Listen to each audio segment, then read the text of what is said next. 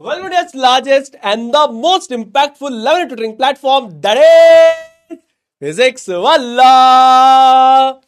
तो मेरे प्यारे भाइयों और बहनों, अगर आप लोग अपने प्यारे प्यारे सुनील भैया को यहां पर देख पा रहे हैं, यहां पर सुन पा रहे हैं, तो एक बार कमेंट सेक्शन में फटाफट से लिख देंगे क्या? एक बार सारे के सारे प्यारे प्यारे भाई बहन कमेंट सेक्शन में लिख देंगे भारत माता की जय। फटाफट से एक बार कमेंट सेक्शन में लिख देंगे भारत माता की जय। दोस्तों, अपनी सेहत का, अपनी तबीयत का थोड़ा ध्यान रखें। क्लाइमेट में थोड़ा सा चेंज आया है। आपके भैया भी 3 दिन से काफी ज्यादा बीमार थे। आज काफी दिन के बाद भी मैं ऑफिस आया हूं क्लास लेने के लिए। तो वायरल मतलब एक तरीके से क्लाइमेट चेंज आया है, वायरल फीवर भी हो रहा है, तो थोड़ा सा अपनी तबीयत का आप लोग ध्यान रखें। क्या बात है, क्या बात है। तो आप सभी मेरे प्यारे प्यारे छोटे भाई बहनों का दिल से स्वागत है आपके प्यारे बड़े भैया सुनील भैया की इस बेहतरीन सी क्लास के अंदर। और आज की इस पर्टिकुलर क्लास के अंदर दोस्तों हम लोग क्या करने जा रहे हैं? आज की इस पर्टिकुलर क्लास के अंदर हम लोग पढ़ेंगे, सबसे पहले एलोट्रोप्स के बारे में पढ़ेंगे, उसके बाद हम पढ़ेंगे introduction to saturated and unsaturated hydrocarbons. यानी पहले तो हम एलोट्रोप्स के बारे में जानेंगे और फिर हम सैचुरेटेड और अनसैचुरेटेड हाइड्रोकार्बन्स के बारे में पढ़ाई करेंगे, समझेंगे और जानेंगे। डन है। अगर अभी तक दोस्तों आपने मेरे को मेरे ऑफिशियल टेलीग्राम चैनल पे ज्वाइन नहीं करा है तो you can join me on my official Telegram channel, ठीक है। और बहुत सारे बच्चे बोल रहे थे भैया बुक के ऊपर कोई ऑफर नहीं आता क्या? बुक के ऊपर कोई ऑफर आए तो बताओ। अभी उड़ान चैंपियंस वाले बच्चे भी आए हैं तो बुक्स के बारे में पूछ रहे थे, तो मैंने एक ऑप्शन बताया। अगर आप लोगों ने अभी तक बुक नहीं खरीदी है and if you are thinking, अगर आपको लग रहा है कि आपको जरूरत है, मेरे कहने से नहीं, आपको लग रहा है कि जरूरत है, तो आप अभी भी इस किताब को परचेज कर सकते हैं। अभी जो है इस किताब के ऊपर कोड लग सकता है दिवाली 20 का, जिस पर कि आपको लगभग 300 रुपए तक का ऑफ मिल जाएगा। तो इफ यू थिंक कि आपको एक बुक की जरूरत है जहां पे आप बढ़िया सवाल करना चाहते हो, अच्छे लेवल के सवाल करना चाहते हो और एक बेस्ट सेलर किताब खरीदना चाहते हो, तो आप डेफिनेटली यहां पर इस कोड को अप्लाई कर सकते हो। Again I am not forcing any one of you to go and purchase this. आपको लगता है जरूरत है, जरूरत है, जरूरत है, जरूरत है मुझे एक किताब की, मुझे सवाल वाली किताब की, तो आप ले सकते हैं, ठीक है। चलो, ऑल राइट, ऑल राइट। तो आज जैसा कि बहुत सारे मेरे प्यारे दोस्तों, मेरे प्यारे भाई और बहनों ने कहा कि भले ही एलोट्रोप एग्जाम में आए चाहे ना आए, सुनील भाई आप तो पढ़ा दो, तो पढ़ा देंगे, कोई दिक्कत नहीं है। उसके बाद इंट्रोडक्शन करेंगे सैचुरेटेड और अनसैचुरेटेड हाइड्रोकार्बन्स का। थोड़ा सा आपके लिए डिफरेंट टॉपिक बन जाएगा ये वाला। प्लीज ईमानदारी के साथ आखिरी तक देखना, आपको मजा भी आएगा, आपको समझ में भी आएगा, बट आपको देखना पड़ेगा पेशेंस के साथ, शांति के साथ। कुछ नया जानने वाले हम, अपने दिमाग को कुछ नया सीखने पे मजबूर करने वाले हैं, तो पेशेंस रखना, ठीक है। ऑल राइट, डन है। चलिए, तो रिडल वाला के साथ चालू करते हैं आज की क्लास को। थोड़ा सा आप लोगों का मैं बोल सकता हूं कि वार्म अप करवा देता हूं, ठीक है, रिडल वाला के साथ। तो थोड़ा सा सोचने पे मजबूर करना चाहता हूं। देखिए, what is black when you purchase it? खरीदते समय तो काला है, लाल होता है जब आप इसको यूज करते हैं, और ग्रे होता है जब आप इसको फेंक रहे होते हैं। क्या है ये? क्या है ये? क्या है ये? क्यों है ये? अरे वाह वाह वाह वाह वाह, कोल। अरे वाह वाह वाह वाह, क्या बात है, क्या बात है। Coal, yes, coal, coal is the correct answer. कोयला जो होता है मेरे दोस्तों, कोल या फिर चारकोल जो होता है, चारकोल भी काला होता है बहुत सारे केसेस में, तो ये काला होता है मेजरली कोल, और लाल होता है जब आप इसको यूज कर रहे हैं, मतलब जब कोयले को जलाते हैं तो लाल हो जाता है, और ग्रे कलर की राख जो होती है वो हम डिस्कार्ड कर रहे होते हैं। तो obviously coal is the correct answer. अब यहां पर बहुत सारे बच्चे, कुछ बच्चे ऐसे लिख रहे हैं कि भैया रिवीजन। मेरे भाई रिवीजन भी होगा, और मैंने तो आपको बेटा चैप्टर खत्म करते ही प्रीवियस ईयर के सवाल करवा दिए हैं। मैंने तो आपको recorded mind map revision sessions भी दे दिए हैं। अभी आपका acid basis and salts and metals and non metals का माइंड मैप भी आ जाएगा, तो आप वो भी देख लेना। चैप्टर अपन ने डिटेल में पढ़ लिया है, एनसीईआरटी के सवाल आपको करा दिए, प्रीवियस ईयर के सवालों का अलग से लाइव सेशन ले चुका हूं मैं। 3 चैप्टर हो चुके हैं, तीनों का ले चुका हूं, जाकर देखो। बढ़िया प्रैक्टिस आपकी करा दी है, डीपीपी में सवाल दे दिए, क्लास में सवाल करा दिए, एनसीईआरटी के सवाल करा दिए, एग्जाम्पलर के करा दिए, प्रीवियस ईयर करा दिए। मोर देन एनफ है। आपको मैं कह रहा हूं ना, आप उठाओ प्रीवियस ईयर का कोई भी सवाल, बोलो भैया आपके पढ़ाई में से बाहर है, कुछ भी नहीं होगा, सब कवर्ड है। रिवीजन के लिए भी माइंड मैप और डाल दूंगा मैं आपका, और इस चैप्टर के प्रीवियस ईयर के सवाल का लाइव सेशन ले लूंगा। मजा आ जाएगा, आपको हो गया यार भैया मजा आ गया, ठीक है। अब आप जाके बस पेपर लगाओ भाई, अब आप जाके प्रीवियस ईयर के पेपर लगाओ और आप टेस्ट करो कि आपका काम बन रहा है कि नहीं बन रहा है। आइए होमवर्क डिस्कशन से चालू करते हैं। तो स्ट्रक्चर ऑफ एसिड की हम बात करेंगे और यहां पे हम बात करेंगे, हमने लास्ट क्लास में क्या डिस्कस किया था, S2 पॉसिबल क्यों नहीं है। तो याद आ रहा है आपको S2 पॉसिबल क्यों नहीं है? सुनील भाई S2 पॉसिबल क्यों नहीं है? S2 क्यों पॉसिबल नहीं है? S2 इसीलिए पॉसिबल नहीं है, जैसे सल्फर के आउटर मोस्ट शेल में 6 इलेक्ट्रॉन्स है और उसे 2 और इलेक्ट्रॉन्स की जरूरत है ताकि नियरेस्ट नोबल गैस आर्गन जैसा बन जाए। सिमिलरली ऑक्सीजन के आउटर मोस्ट में 6 इलेक्ट्रॉन्स होते हैं और वो नियरेस्ट नोबल गैस नियॉन जैसा बनना चाहता है। तो ऑक्सीजन बनाता है O2 लेकिन सल्फर S2 नहीं बनाता है, जिसके बारे में मैंने आपको बताया था कि सल्फर सल्फर के बीच में जो डबल बॉन्ड है वो कहीं ना कहीं इंस्टेबिलिटी को ऐड कर देता है, क्योंकि सल्फर क्या है, एक बड़ा एटम है। तो वहां पे उसकी न्यूक्लियस का जो इफेक्ट है on the shared pair of electron इतना ज्यादा नहीं होता है, वो बॉन्ड डबल बॉन्ड इतना ज्यादा आप ये कह सकते हैं स्ट्रांग नहीं बनता है, इसीलिए सल्फर सिंगल बॉन्ड प्रिफर करता है। तो फिर मैंने आपको बोला था कि अगर सल्फर सिंगल बॉन्ड प्रिफर करता है तो पहले डिस्कशन करते हैं कि सल्फर S3 बना सकता है क्या। सल्फर हमने पढ़ा था, सल्फर जो है, सल्फर कांट मेक S2, है ना, as discussed in previous class. याद आ रहा है, मैंने आपको लास्ट क्लास में डिस्कशन बहुत डिटेल में आपको बताया था। जिसने नहीं देखा है मेरे सारे प्यारे भाई बहनों से मेरा अनुरोध रहेगा आप जाकर देखें। तो फिर मैंने कहा था कि अगर सल्फर को सिंगल बॉन्ड ही बनाना है तो सल्फर ऐसे भी तो बना सकता है। मैंने बोला था एआई की मदद कर लेना, तुम लोग एआई की मदद ले लेना कि भाई S3 बना लेता है, फॉर एग्जाम्पल ऐसे बना लेगा S3। तो ये भी तो पॉसिबल नहीं है, ऐसा क्यों? जैसे कि इसके आउटर मोस्ट शेल में 1 2 3 4 5 और ये 6, और ये हो जाएगा बेसिकली 1 2 3 4 5 और 6, और ये हो जाएगा 1 2 3 4 5 6। सारे सल्फर्स के आउटर मोस्ट शेल में 6 इलेक्ट्रॉन्स होंगे। ये मैंने आपको लास्ट क्लास में सिखा दिया है। सल्फर के आउटर मोस्ट शेल में कितने इलेक्ट्रॉन होते हैं? 2 8 और 6। तो हमने बोला था कि सल्फर S2 नहीं बना सकता, जैसा कि हमने प्रीवियस क्लास में डिस्कस किया। अब इस क्लास में हम डिस्कस करेंगे वाई नॉट S3। ये S3 क्यों नहीं बना सकता, S2 नहीं बना सकता। आपने बता दिया सुनील भैया कि सल्फर का साइज बड़ा है, जिसकी वजह से सल्फर सल्फर के बीच में डबल बॉन्ड नहीं आ सकता। लॉजिकल चीज है। तो सिंगल बॉन्ड बनाना है तो भाई ऐसे बना ले कि भाई एक इलेक्ट्रॉन इससे शेयर कर लिया, एक इलेक्ट्रॉन मान लीजिए इसने इससे शेयर कर लिया और एक इलेक्ट्रॉन इन्होंने शेयर कर लिया। देखो इस सल्फर ने एक इलेक्ट्रॉन इससे शेयर किया, एक इलेक्ट्रॉन इससे शेयर किया। तो अब इस सल्फर के देखो 1 2 3 4 5 6 7 8। सिमिलरली 1 2 3 4 5 6 7 8। इस सल्फर के 1 2 3 4 5 6 7 8, ये तीनों स्टेबल हो गए। अब ये बेसिकली मैंने आपको बोला था जाकर चेक करना कि ये क्यों नहीं पॉसिबल है, why this is not possible, why not S3। Sunil भाई यहां पर भी तो सल्फर सल्फर के बीच में सिंगल बॉन्ड है, तो why not S3? S3 is also possible ना, बट S3 क्यों पॉसिबल नहीं है? यहां पर जो आपके पास ये वाले इलेक्ट्रॉन्स है ना, ये जो लोन पेयर वाले इलेक्ट्रॉन्स है, ये जो इलेक्ट्रॉन्स है, तो यहां पे electron pairs that are not participating in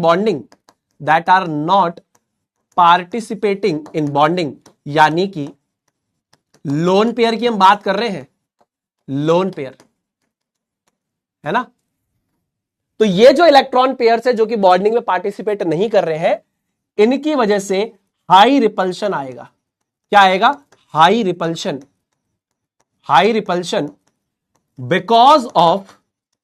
because of small size of S3। आपको मेरी बात को समझना पड़ेगा कि यहां पर S3 का जो साइज होता है बहुत छोटा होता है। ये बनाया तो मैंने बहुत बड़ा, एक्चुअल में साइज बहुत छोटा होता है, जिसकी वजह से होता क्या है दोस्तों, ये जो इलेक्ट्रॉन्स है और ये इलेक्ट्रॉन्स जो है और ये इलेक्ट्रॉन्स जो है, इनके बीच में धक्का मुक्की होने लग जाती है, तो ये अनस्टेबल कंपाउंड बनता है, अनस्टेबल स्ट्रक्चर बनता है, नॉट कंपाउंड, अनस्टेबल स्ट्रक्चर बनता है। तो व्हाई नॉट S3? S3 ना बनने का सीधा रीजन क्या है? S3 ना बनने का सीधा रीजन क्या है कि इलेक्ट्रॉन पेयर जो बॉन्डिंग में पार्टिसिपेट नहीं कर रहे, उनमें हाई रिपल्शन हो जाता है because of small size of S3। इसमें और भी आएगा, एंगल्स की वजह से भी दिक्कत होती है, बॉन्डिंग एंगल्स की वजह से भी इशू होता है। अभी कोर्स में नहीं है। तो why not S3, why not S3, why not S3, that is because of this. ठीक है, clear, just extra concept clarity के लिए। तो सल्फर फिर कैसे एग्जिस्ट करता है सुनील भाई? S8 की तरह। कैसे एग्जिस्ट करता है? S8 की तरह। रेदर देन 3 एटम, 4 भी नहीं, 5 भी नहीं, 6 भी नहीं, 7 भी नहीं, 8 एटम्स जब सल्फर के जुड़ जाते हैं तो सल्फर बोलता है अब मैं स्टेबल हूं। समझ में आया? सल्फर यह बोलता है कि मैं डबल बॉन्ड नहीं बना सकता। सल्फर सल्फर के बीच में डबल बॉन्ड पॉसिबल नहीं है। तो हमने बोला सल्फर हमेशा सिंगल बॉन्ड बनाएगा। तो दूसरा केस आया कि भैया सल्फर ये सिंगल बॉन्ड और सिंगल बॉन्ड बना लेगा क्या? इस सल्फर के 2 बॉन्ड, इस सल्फर के 2 बॉन्ड, इस सल्फर के 2 बॉन्ड। ये भी पॉसिबल नहीं है क्योंकि इसका साइज छोटा होता है, इन इलेक्ट्रॉन्स के बीच में रिपल्शन होगा। तो फिर क्या पॉसिबल है? सीधा पॉसिबल है कि सल्फर के 8 एटम्स जब जुड़ते हैं तो ये एक स्टेबल स्ट्रक्चर प्रोवाइड करता है। This is a stable structure. अच्छा, अब ये स्टेबल स्ट्रक्चर को कैसे याद करना चाहिए? कुछ नहीं करना है, आपको बनाना है ऐसे एक W। स्ट्रक्चर को याद करना सिखा रहा हूं।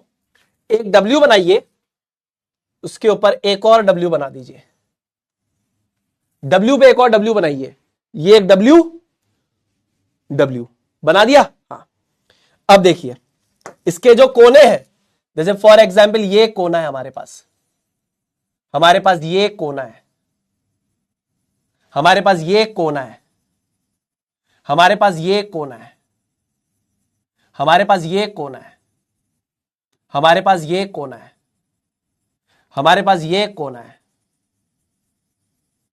हमारे पास ये कोना है। देखो 1 2 3 4 5 6 7 8, क्या हो गया? ये सल्फर हो गए। Sulphur sulphur sulphur sulphur sulphur sulphur sulphur sulphur, ये एसिड का स्ट्रक्चर है। आप ध्यान से अगर नोटिस करेंगे तो हर सल्फर 2 बॉन्ड बना रहा है, 1 2। Every sulphur is making 2 covalent bond, जिसकी वजह से वो स्टेबल हो रहा है। हर सल्फर के 2 बॉन्ड है। यहां पे ध्यान से नोटिस करो, इस सल्फर के देखो 1 और 2, इस सल्फर के देखो 1 और 2, इस सल्फर के देखो 1 और 2, इस सल्फर के देखो 1 और 2, इस सल्फर के देखो 1 और 2, इस सल्फर के देखो 1 और 2, इस सल्फर के देखो 1 और 2। हर सल्फर के 2 बॉन्ड्स बन रहे हैं। कितने? 2 बॉन्ड्स बन रहे हैं। तो this is the structure of sulphur. ये क्या है? ये है सल्फर का स्ट्रक्चर। और इसको हम क्या बोलते हैं पता है आपको? मजे की बात, ध्यान से सुनना दोस्तों, ये है Kings crown like structure. Kings crown like structure यानी कि राजा का जो मुकुट होता है ना, ये देखो, मेरी मुंडी लगा देता हूं इसके नीचे, ये मुकुट, राजा के मुकुट जैसा स्ट्रक्चर है। I am the king, I am the king, I am the king, I am the king. राजा का मुकुट है, आ रहा है क्या राजा के मुकुट जैसा? कि नहीं नहीं भैया ये तो रानी के हार जैसा लग रहा। नहीं राजा, ध्यान से देख, राजा के मुकुट जैसा लग रहा, मेरी आंखें बंद कर। अब देख राजा, राजा के मुकुट लगा कि नहीं लगा? आबार मजो आ रही हो भाई साहब यार, लग रहे हो राजा? आबार लाग रहे हो कि नहीं लाग रहे हो यार भाई साहब यार? लग रहा है कि नहीं लग रहा है राजा का मुकुट? तो कैसे बनाया? पहले एक W लिखा, दूसरा W लिखा, 8 कोने लगा दिया, सल्फर, काम खत्म। Kings crown like structure. क्या है? किंग्स क्राउन लाइक स्ट्रक्चर, राजा के मुकुट जैसा स्ट्रक्चर होता है। अरे आबार मारी बात समझ में आ रही कोई आ रही भाई साहब? Are you able to understand my particular point of view और not? Yes, we are able to understand this particular point of view. अब ये है फ्रंट व्यू। बहुत सारे बच्चे मेरे को आके बोलते हैं हमारे टीचर ने तो गोल बना दिया। अरे ये और ये एक ही तो बात है राजा, ये और ये एक ही बात है, ये और ये एक ही बात है। हाँ, इंजीनियरिंग ड्राइंग पढ़ाते हैं ना हम बच्चों को, जब इंजीनियरिंग में पढ़ते हैं तो हम उनको पर्सपेक्टिव देते हैं। सामने से देखोगे तो कैसा लगेगा, ऊपर से देखोगे तो कैसा लगेगा, साइड से देखोगे तो कैसा लगेगा। अब अगर तुम राजा के मुकुट को सामने से देखोगे तो ऐसा लगेगा, और राजा के मुकुट को ऊपर से देखोगे, मतलब अगर तुम मेरी टाट को ऐसे, मतलब मैंने ऐसे रखा हुआ है और मैं नीचे बैठ जाऊं और तुम ऊपर से मेरे मुकुट को देखो तो तुमको ऐसा दिखेगा। ये 8 सल्फर का जो स्ट्रक्चर है, ये हमारे पास एक स्टेबल स्ट्रक्चर होता है। स्टेबल स्ट्रक्चर, मेरा कहने का मतलब है सामने से देखोगे मुकुट को तो ऐसा दिखेगा, और इसी मुकुट को ऊपर से देखोगे तो गोल दिखेगा। 1 2 3 4 5 6 7 8 8 सल्फर है, हर सल्फर 2 बॉन्ड बना रहा है, एक इधर एक इधर, एक इधर एक इधर, एक इधर एक इधर, और इससे स्टेबल हो रहा है। मैं कैसे मान लूं? ले मैं दिखाता हूं राजा, देख मेरी बात पे विश्वास नहीं, देख ये देख, ये राजा का मुकुट, राजा का मुकुट, ए मेरे राजा बजा दे बाजा, ये राजा का मुकुट यूं दिख रहा है। हाँ, अब देख इसकी टाट देख ऊपर से, ये टॉप व्यू, ऊपर से देख, ऊपर से गोल दिखता है, सामने से देखो, ये सामने से, और ये टाट देखो ऊपर से यूं। अरे मेरी बात समझ में आ रही कौन नहीं आ रही यार? भाई साहब यार, हमारी बात समझ में आ रही कौन नहीं आ रही? ऊपर से देखेंगे तो गोल दिखता है, सामने से देखेंगे तो ऐसा दिखता है। ऊपर से देखेंगे तो गोल दिखता है, सामने से देखेंगे तो ऐसा दिखता है। ऊपर से देखेंगे तो गोल दिखता है, सामने से देखेंगे तो ऐसा दिखता है। ऊपर से देखेंगे तो गोल दिखता है, सामने से देखेंगे तो ऐसा दिखता है। ऊपर से गोल, सामने से ऐसा, ऊपर से गोल, सामने से ऐसा। तो बालक हमारे क्या जिद करने लग जाते हैं, नहीं नहीं नहीं, मेरे तो स्कूल के टीचर ने ये कहा। अरे एक ही तो बात है राजा, तू ताज को ऊपर से देखेगा, मेरी टाट के ऊपर बैठ जा पहले फ्लोर पे और देख सुनील भैया की टाट को, तो तेरे को ये गोल नजर आएगा ऐसा, सामने से देखेगा तो ऐसा नजर आएगा। तो पॉइंट ऑफ व्यू का डिफरेंस है, कहां से देख रहे हो, फ्रेम ऑफ रेफरेंस बोलते हैं। समझ में आ गया? एसिड का स्ट्रक्चर समझ में आ गया राजा बेटा? एसिड का स्ट्रक्चर समझ में आ गया? जी बिल्कुल समझ में आ गया। ऐसा ये क्यों करता है, लास्ट क्लास में भी समझाया था। आउटर मोस्ट शेल में 6 इलेक्ट्रॉन है, ये बोलता है कि मुझे आउटर मोस्ट शेल में 8 इलेक्ट्रॉन चाहिए। अब मुझे अगर मेटल नहीं मिलेगा तो मैं नॉन मेटल के साथ इलेक्ट्रॉन की शेयरिंग कर लूंगा, क्योंकि मेरे आउटर मोस्ट शेल में 6 है, मुझे आउटर मोस्ट शेल में 8 चाहिए, तो मैं 2 इलेक्ट्रॉन की शेयरिंग कर लूंगा। 2 इलेक्ट्रॉन की शेयरिंग कैसे करेगा? एक इधर एक इधर, एक इधर एक इधर, खत्म। इसका इलेक्ट्रॉन डॉट स्ट्रक्चर भी पूछा जाता है, जो आपको कुछ इस प्रकार बनाना है। सल्फर के आउटर मोस्ट शेल में कितने इलेक्ट्रॉन है देखो, ये हो जाएगा 2, ये हो जाएगा 8, ये हो जाएगा 6। आउटर मोस्ट शेल में 6 इलेक्ट्रॉन है जी बिल्कुल। ये देखो 1 2 3 4 5 6। दूसरा सल्फर उठाओ, ये देखो 8, इसके 1 2 3 4 5 6। ये एक और सल्फर उठाओ, 1 2 3 4 5 6। ध्यान से देखो, ये एक इलेक्ट्रॉन इससे शेयर कर रहा है, एक इलेक्ट्रॉन इससे कर रहा है। यह भी ध्यान से देखो, ये देखो, ये देखो, एक इलेक्ट्रॉन की शेयरिंग इससे कर रहा है और एक इलेक्ट्रॉन की शेयरिंग इससे कर रहा है। सल्फर टोटल 2 इलेक्ट्रॉन की शेयरिंग कर रहा है। अब देखो 1 2 3 4 5 6 7 और 8, जो इलेक्ट्रॉन शेयर होते हैं वो दोनों सल्फर में कंसीडर होंगे ना, सबके पास 8 हो गए। 1 2 3 4 5 6, इसको भी पिंक से ही कर देते हैं। 1 2 3 4 5 6, ये देखो, एक ये रहा और एक ये रहा। अब इस सल्फर गिनो, 1 2 3 4 5 6 7 8, ये भी स्टेबल हो गया। सिमिलरली इस सल्फर गिनो, 1 2 3 4 5 6 7 8, ये देखो 8वां ये रहा।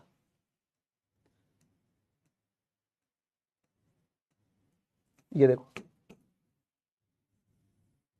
इस सल्फर का 1 2 3 4 5 6 7 8। सिमिलरली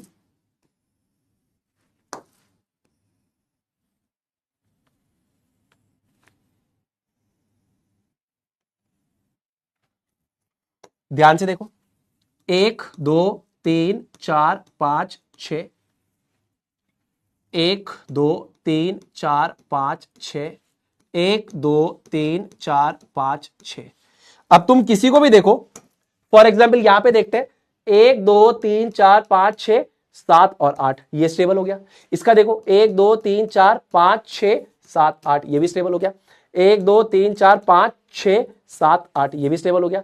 1 2 3 4 5 6 7 8, ये सल्फर भी स्टेबल हो गया। इस सल्फर का देखो 1 2 3 4 5 6 7 8, 1 2 3 4 5 6 7 8, किसी भी सल्फर का देखो सबके पास 8 इलेक्ट्रॉन होंगे। क्लियर है जी सुनील भैया? क्लियर है। तो ये हमारे पास इलेक्ट्रॉन डॉट स्ट्रक्चर हो गया किसका? एसिड का।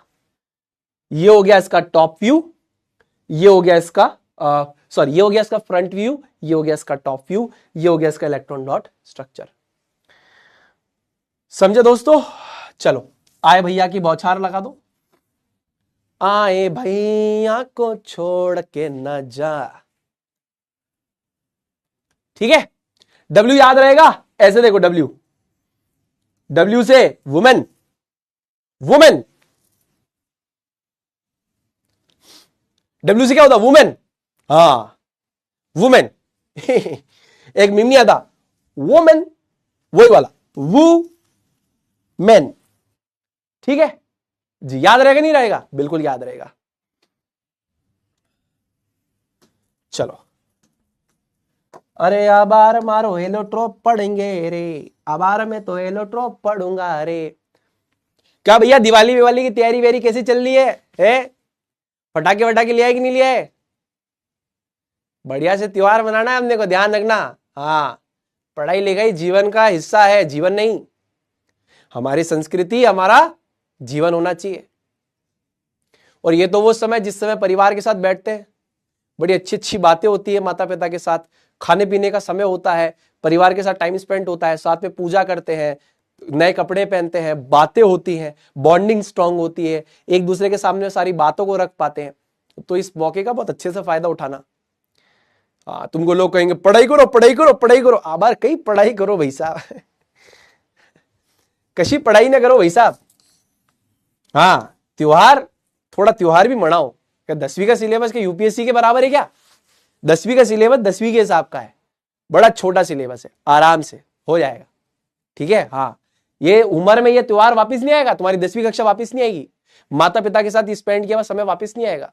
Spend this time with your parents, याद आएगा आपको जिंदगी में बात, है ना। हाँ, बाकी तो ये भारतीय कल्चर जो आ गया है ना, अभी ये नया जो एजुकेशन सिस्टम आया, एग्जाम पढ़ाई, अरे आबार कशी पढ़ाई यार, कशी पढ़ाई, पढ़ाई लेके नौकरी थोड़ी लग रही है ना, बिजनेस खुल रहा है। स्किल से होती है सारी गेम। तो आबार पढ़ाई करो, त्योहार बंद कर दो। जीना बंद कर दो भैया।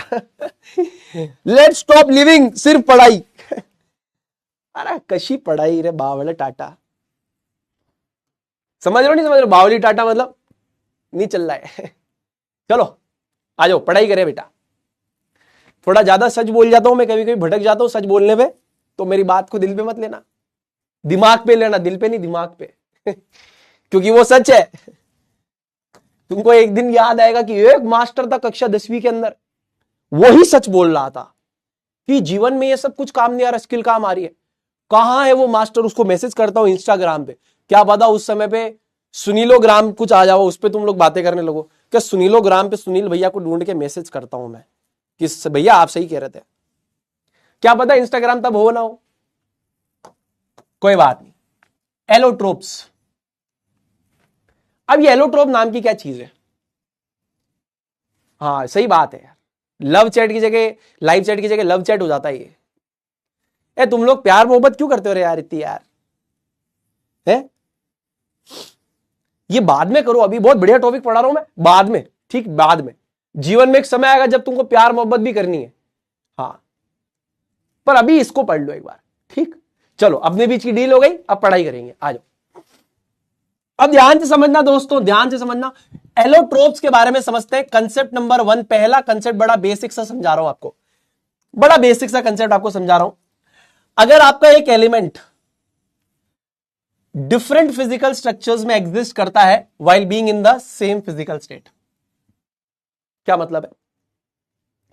मैं एक एलिमेंट की बात करता हूं, फॉर एग्जाम्पल कार्बन की, तो कार्बन की मैं बात करता हूं, मैं बोलता हूं भैया कार्बन जो एलिमेंट है वो सॉलिड स्टेट में 3 अलग अलग फिजिकल स्ट्रक्चर्स में एग्जिस्ट करता है। जस्ट टेक एन एग्जांपल कि कार्बन मेरे पास एक एलिमेंट है, सॉलिड स्टेट में 3 अलग अलग फिजिकल स्ट्रक्चर्स है उसके, तो हम यहां पर बोलेंगे कि ये तीनों के तीनों एलोट्रोप्स ऑफ कार्बन है। मैंने क्या बोला कि एक ही एलिमेंट आपके पास हो, वो same element same physical state में अगर डिफरेंट फिजिकल स्ट्रक्चर्स हमको शो करता है, same element same physical state में डिफरेंट फिजिकल स्ट्रक्चर्स एग्जिबिट करता है, तो इस चीज को हम लोग क्या बोलते हैं? इस चीज को हम लोग बोलते हैं एलोट्रोप्स, और इस फिनोमिना को हम बोलते हैं एलोट्रोपी या फिर एलोट्रोपिज्म। क्या बोलते हैं? एलोट्रोपी या एलोट्रोपिज्म बोलते हैं। तो ये तो हो गई बात नंबर पहली। बात नंबर दूसरी पे चलते हैं। एलोट्रोप्स जो होते हैं ना, एलोट्रोप्स जो होते हैं they have different physical properties. अभी मैं बताऊंगा, आपको अच्छे से समझ में आएगा। They have different physical properties, they have different physical properties, but some chemical properties are same. सारी केमिकल प्रॉपर्टीज सेम नहीं होती है, कुछ केमिकल प्रॉपर्टीज जो होती है दीज आर सेम। अब आप मेरी बात को बहुत अच्छे से सुनना। मेरे पास फॉर एग्जाम्पल, मैं एक छोटा सा एग्जाम्पल लेता हूं, आपके सिलेबस के हिसाब से एग्जाम्पल ले रहा हूं, आपके सिलेबस के हिसाब से एग्जाम्पल लेता हूं मैं एक, ठीक है। मेरे पास एक एलिमेंट है, मेरे पास एक एलिमेंट है कार्बन, कार्बन है, और कार्बन क्या है, सॉलिड स्टेट में। ध्यान से सुनिएगा, कार्बन सॉलिड स्टेट में तीन अलग अलग फिजिकल स्ट्रक्चर्स में एग्जिस्ट करता है, तीन अलग अलग फिजिकल स्ट्रक्चर्स में जनरली एग्जिस्ट करता है, जिनके बारे में हम बात करेंगे। एक है डायमंड, इसका फिजिकल स्ट्रक्चर बिल्कुल डिफरेंट है ग्रेफाइट से, यानी कि इसकी फिजिकल प्रॉपर्टीज जो है वो बिल्कुल अलग है ग्रेफाइट से, और इसकी फिजिकल प्रॉपर्टी बिल्कुल अलग है फ्यूलरीन से। तो ये तीनों क्या कहलाएंगे, कार्बन के एलोट्रोप्स कहलाएंगे। ध्यान से सुनो, एलिमेंट है कार्बन, यही कार्बन सॉलिड स्टेट में एज डायमंड, ग्रेफाइट और फ्यूलरीन एग्जिस्ट करता है। यह भी कार्बन है, यह भी कार्बन है, यह भी कार्बन है, solid state solid state solid state, मतलब तीनों कार्बन से बने सॉलिड स्टेट में। मेरी बात सुनो, यह भी कार्बन से बना, यह भी कार्बन से बना, यह भी कार्बन से बना है, सॉलिड स्टेट में सॉलिड स्टेट में सॉलिड स्टेट में, पर फिजिकल स्ट्रक्चर्स इनके डिफरेंट है, फिजिकल स्ट्रक्चर्स डिफरेंट है, इसको एलोट्रोप कहेंगे। कार्बन सॉलिड स्टेट में डायमंड, ग्रेफाइट, फ्यूलरीन की तरह एग्जिस्ट करता है, और इनके क्या है, डिफरेंट फिजिकल स्ट्रक्चर्स है। क्या है, डिफरेंट फिजिकल स्ट्रक्चर्स है, डिफरेंट फिजिकल स्ट्रक्चर्स है। तो इनको हम क्या बोलेंगे, इनको हम बोलेंगे एलोट्रोप्स ऑफ कार्बन। क्या मैं आपको बेसिक सी बात समझा पाया, क्या मैं आपको यह बात आसानी से समझा पाया, हां या ना। कार्बन सॉलिड स्टेट में डायमंड, ग्रेफाइट, फ्यूलरीन की तरह एग्जिस्ट कर रहा है, ये भी कार्बन से बना, ये भी कार्बन से बना, ये भी कार्बन से बना है, तीनों कार्बन से बने, लेकिन तीनों के फिजिकल स्ट्रक्चर्स डिफरेंट है, तो तीनों को हम क्या बोलेंगे, एलोट्रोप्स ऑफ कार्बन बोलेंगे। Very simple as ABC, clear, clear, इसको बोलते हैं एलोट्रोपी। और जो एलोट्रोपी शो करता है ना, जो एलोट्रोप्स यानी इस प्रॉपर्टी को शो करते हैं, इस फिनोमिना को बोलते हैं हम एलोट्रोपी या एलोट्रोपिज्म। एलोट्रोपी या एलोट्रोपिज्म बोलते हैं, समझ में आ गया। यानी कार्बन जो है same element, same physical state, solid state में तीन अलग अलग फिजिकल स्ट्रक्चर्स में एग्जिस्ट करता है, डायमंड, ग्रेफाइट, फ्यूलरीन। तो इसको हम क्या बोलेंगे, एलोट्रोप्स ऑफ कार्बन बोलेंगे, ठीक है। अब बहुत सारे दोस्तों को लग रहा होगा सुनील भैया कोल, चारकोल, बेटा इसके अंदर एक अलग क्लासिफिकेशन आता है क्रिस्टलाइन और अमॉर्फस का। मेरी बात सुनो, एलोट्रोप्स अभी मैं जो बता रहा हूं ना, जितना बुक में उतना बता रहा हूं, इसके अंदर भी फिर आगे डिवीजन होता है, एलोट्रोप्स का फर्दर डिवीजन होता है क्रिस्टलाइन और अमॉर्फस। तो कार्बन की अगर क्रिस्टलाइन एलोट्रोप्स की आप बात करोगे, क्रिस्टलाइन एलोट्रोप्स की बात करोगे तो डायमंड, ग्रेफाइट, फ्यूलरीन आएगा, लेकिन अमॉर्फस वाले की बात करोगे तो कोल आ जाएगा, कोक आ जाएगा। इसीलिए अभी वहां मत भटको, समझा पाया। फिर वो और थोड़ा एक्स्ट्रा चला जाएगा, फिर एक्स्ट्रा करते करते क्योंकि लिमिट नहीं है, वो तो बहुत आगे तक चला जाएगा, है ना। तो एक बाउंड्री सेट करनी पड़ेगी कि अभी इतना हम लोग पढ़ते हैं। क्रिस्टलाइन और अमॉर्फस क्लास 12 का पहला चैप्टर सॉलिड स्टेट में आपको बताया जाएगा। अब वो चैप्टर ही काट दिया है तो आपको कभी नहीं बताया जाएगा, सॉरी, कि चैप्टर ही काट दिया उन्होंने, मैं क्या करूं, ठीक है। बट हल्का हल्का चलो आपको बता देते हैं क्रिस्टलाइन और अमॉर्फस में क्या होता है। क्रिस्टलाइन का मतलब आपने क्या देखा है, मैंने आपको क्या बताया, क्रिस्टलाइन का मतलब क्या होता है, जिसका एक फिक्स्ड ज्योमेट्रिकल शेप होता है दोस्तों, एक फिक्स्ड ज्योमेट्रिकल आकार होता है। अमॉर्फस का कोई फिक्स्ड ज्योमेट्रिकल आकार नहीं होता, जैसे कोयले का कोई फिक्स्ड आकार होता है क्या, नहीं होता। तो क्रिस्टलाइन में क्या होता है ना, एटम्स का जो अरेंजमेंट होता है बिल्कुल परफेक्ट होता है। अमॉर्फस में एटम्स का अरेंजमेंट, जो एटम साइंस और मॉलिक्यूल्स का अरेंजमेंट है, टेढ़ा मेढ़ा है, तो उसका शेप भी टेढ़ा मेढ़ा बनता है। अमॉर्फस का मतलब है जिसका कोई फिक्स्ड शेप ना हो, क्रिस्टलाइन का मतलब है जिसका फिक्स्ड शेप हो। तो जिनमें फिक्स्ड शेप वाले हमारे पास एलोट्रोप्स हैं वो ये क्रिस्टलाइन वाले हैं। अमॉर्फस वाले जैसे कोल, कोक, ये सारे के सारे कार्बन के जो फॉर्म्स है, गैस कार्बन, लैम्प ब्लैक, ये सारे के सारे जो है कार्बन के वो एलोट्रोप से जो अमॉर्फस है, ये क्रिस्टलाइन वाले हैं। हल्का हल्का क्लैरिटी हुई? ठीक है, चलो अब इनके बारे में थोड़ा सा अच्छे से समझते हैं। Diamond, diamond, diamond biscuit, diamond biscuit, जब भी मन हो खा लो डायमंड बिस्किट, डायमंड बिस्किट। तो डायमंड जो होता है यानी कि जो हीरा होता है, वो जो हीरा है वो एक्चुअली में कार्बन का एक प्रकार है। It is nothing but a form of carbon. अब डायमंड जो होता है दोस्तों, याद रखिएगा, हार्डेस्ट नेचुरली ऑकरिंग सब्सटेंस है आपके पास diamond, and it is the best conductor of heat. ये चैप्टर नंबर 3 में मैंने आपको बताया था, बेस्ट कंडक्टर ऑफ हीट हमारे पास कौन सा होता है? डायमंड होता है। हार्डेस्ट नेचुरली ऑकरिंग सब्सटेंस यानी कि जमीन का, ये जो अर्थ क्रस्ट से निकलने वाला सबसे हार्डेस्ट यानी सबसे कठोर पदार्थ है। हार्डेस्ट का मतलब होता है सबसे ज्यादा कठोर, कठोर, सबसे ज्यादा कठोर। तो सबसे ज्यादा कठोर पदार्थ जो हमको नेचुरली प्राप्त होता है वो है डायमंड। यानी कि अगर हम बोले कि किसी चीज को घिसना, जब हम किसी चीज को घिसते हैं या काटते हैं तो वो एक रेजिस्टेंस लगाता है कि ए भाई मैं तुझे काटने नहीं दूंगा खुद को, मैं तुझे खुद को घिसते नहीं दूंगा। तो इसे हार्डनेस कहते हैं। जितना ज्यादा ये रुकावट लाता है कि हम उसको काटे या जब हम उसको घिस रहे हैं, जितनी ज्यादा रुकावट लाता है हम कहते हैं उतना ज्यादा हार्ड है। कोई भी चीज को अगर हम काट रहे हैं या घिस रहे हैं, वो जितना ज्यादा अवरोध लगा रहा है, जितना ज्यादा रेजिस्टेंस लगा रहा है, मतलब उसकी हार्डनेस उतनी ज्यादा है, उसकी हार्डनेस उतनी ज्यादा है। अब मैं इसको बोल रहा हूं कि ये हार्डेस्ट नेचुरली ऑकरिंग सब्सटेंस है, यानी कि सबसे ज्यादा हार्ड, सबसे ज्यादा कठोर डायमंड है, और साथ ही साथ ये बेस्ट कंडक्टर ऑफ हीट है। ठीक जी, ये हुआ पॉइंटर नंबर 1। अब ये भी कार्बन से बना हुआ है जी, बिल्कुल बना हुआ है। तो ये किससे बना हुआ है? ये बना हुआ है, this is a form of carbon. कौन सी स्टेट में आता है? सॉलिड स्टेट में मिलता है। ठीक है, form of carbon solid state में मिलता है। अब दूसरे कंसेप्ट पे आते हैं, बॉन्डिंग से रिलेटेड कंसेप्ट पे आते हैं। मैं बताता हूं क्या होता है, थोड़ा ध्यान से सुनना और समझना, आपको मजा आ जाएगा। तो फिजिक्स सॉरी मैथ्स में कंसेप्ट होता है टेट्राहीड्रॉन। मैथ्स में पढ़ा है टेट्राहीड्रॉन क्या होता है? आप में से बहुत सारे दोस्तों ने टेट्राहीड्रॉन पढ़ा होगा, है ना। वो बेसिकली क्या होता है? ट्राइंगुलर बेस होता है और ऊपर एक पॉइंट से तीनों के तीनों ये पॉइंट जो है जुड़े हुए होते हैं। एक मिनट, इसको ऐसे बनाते हैं। ये हमारे पास एक टेट्राहीड्रॉन है, ये रहा, ट्राइंगुलर बेस है और वो जो है एक टॉप पॉइंट से कनेक्टेड होता है।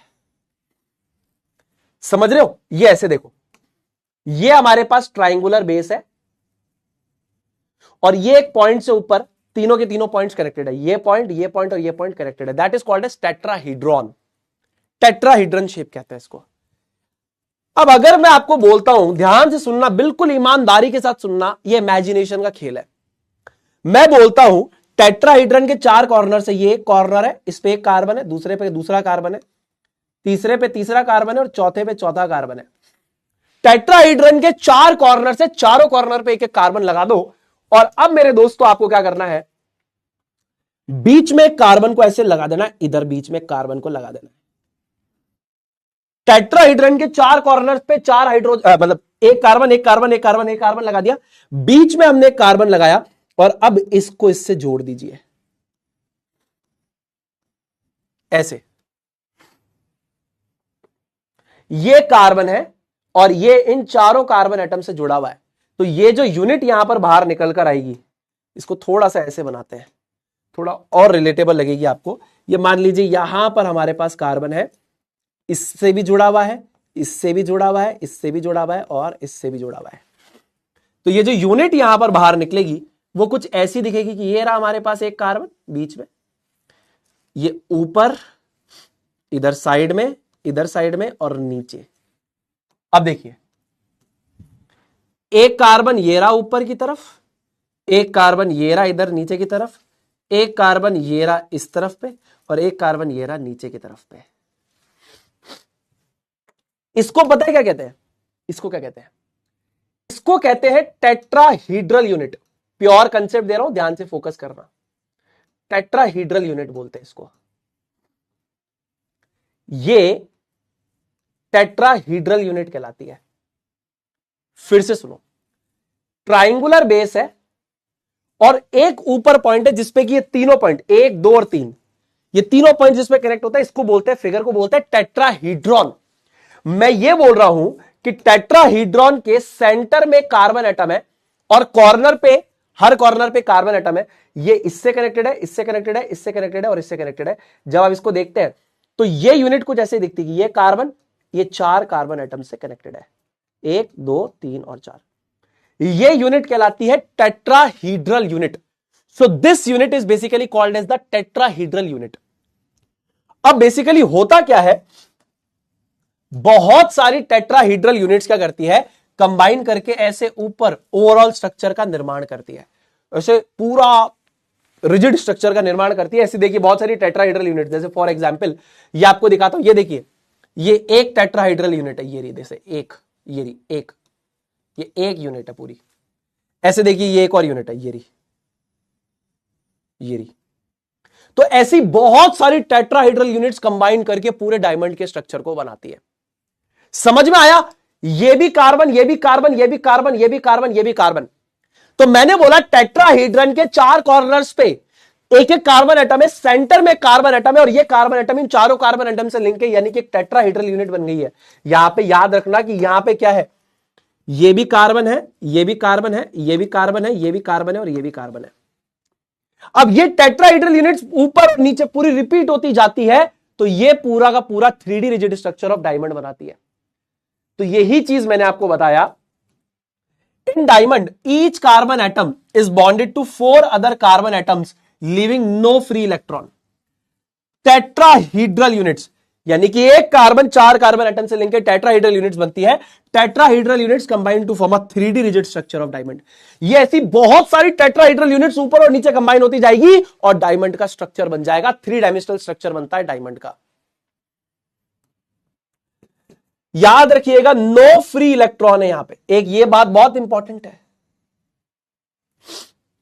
कार्बन के आउटरमोस्ट शेल में कितने इलेक्ट्रॉन होते हैं? 4, एक इधर, एक इधर, एक इधर, एक इधर, यानी कार्बन के चारों इलेक्ट्रॉन बॉन्डिंग में पार्टिसिपेट कर रहे हैं, कोई फ्री इलेक्ट्रॉन नहीं है। इसीलिए हम बोलते हैं कि डायमंड कांट कंडक्ट इलेक्ट्रिसिटी। देखिए दोस्तों, डायमंड इलेक्ट्रिसिटी इसीलिए कंडक्ट नहीं कर सकता क्योंकि उसका एक कार्बन जो है, हर कार्बन जो है वो 4 बॉन्ड बनाता है। कार्बन के पास कोई भी फ्री इलेक्ट्रॉन डायमंड में नहीं है। पर मैंने आपको यह भी बताया था कि यहां पर हीट ट्रांसफर में इलेक्ट्रॉन का कोई योगदान नहीं है। इसीलिए आप देखिए, diamond best conductor of heat है। हीट के ट्रांसफर में सॉलिड्स के अंदर इलेक्ट्रॉन्स का कोई योगदान नहीं है, नेग्लिजिबल योगदान होता है। अगर यहां पर इलेक्ट्रॉन्स का योगदान होता कि फ्री इलेक्ट्रॉन्स का योगदान है हीट ट्रांसफर में, तो डायमंड कभी भी अच्छा कंडक्टर ऑफ हीट नहीं होता। बट डायमंड एक बेस्ट कंडक्टर ऑफ हीट है और इससे आपको इस समझ में आ जाना चाहिए कि इलेक्ट्रॉन का कोई योगदान नहीं है हीट ट्रांसफर में। इलेक्ट्रॉन का योगदान है इलेक्ट्रिक करंट के ट्रांसफर में। तो यहां पे हमें समझ में आता है कि कोई भी फ्री इलेक्ट्रॉन नहीं है डायमंड के स्ट्रक्चर में। That's why it can't conduct electricity. You need to understand this particular aspect.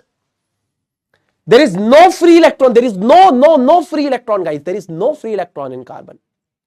अगर हम डायमंड के स्ट्रक्चर की बात करें तो कार्बन के पास 4 वैलेंस इलेक्ट्रॉन है और कार्बन 4 बॉन्ड बना लेता है, जिसकी वजह से कार्बन के पास कोई भी फ्री इलेक्ट्रॉन नहीं है। And that is the reason it can't conduct electricity. कि आपके दिमाग में एकदम जहन में बैठ जाना चाहिए। क्लियर है बात? क्लियर है? क्लियर है? अच्छा, एक बढ़िया बात, क्या हम आर्टिफिशियल डायमंड बना सकते हैं? बिल्कुल बना सकते हैं। सुनिए, नेचुरल डायमंड कैसे बनता है?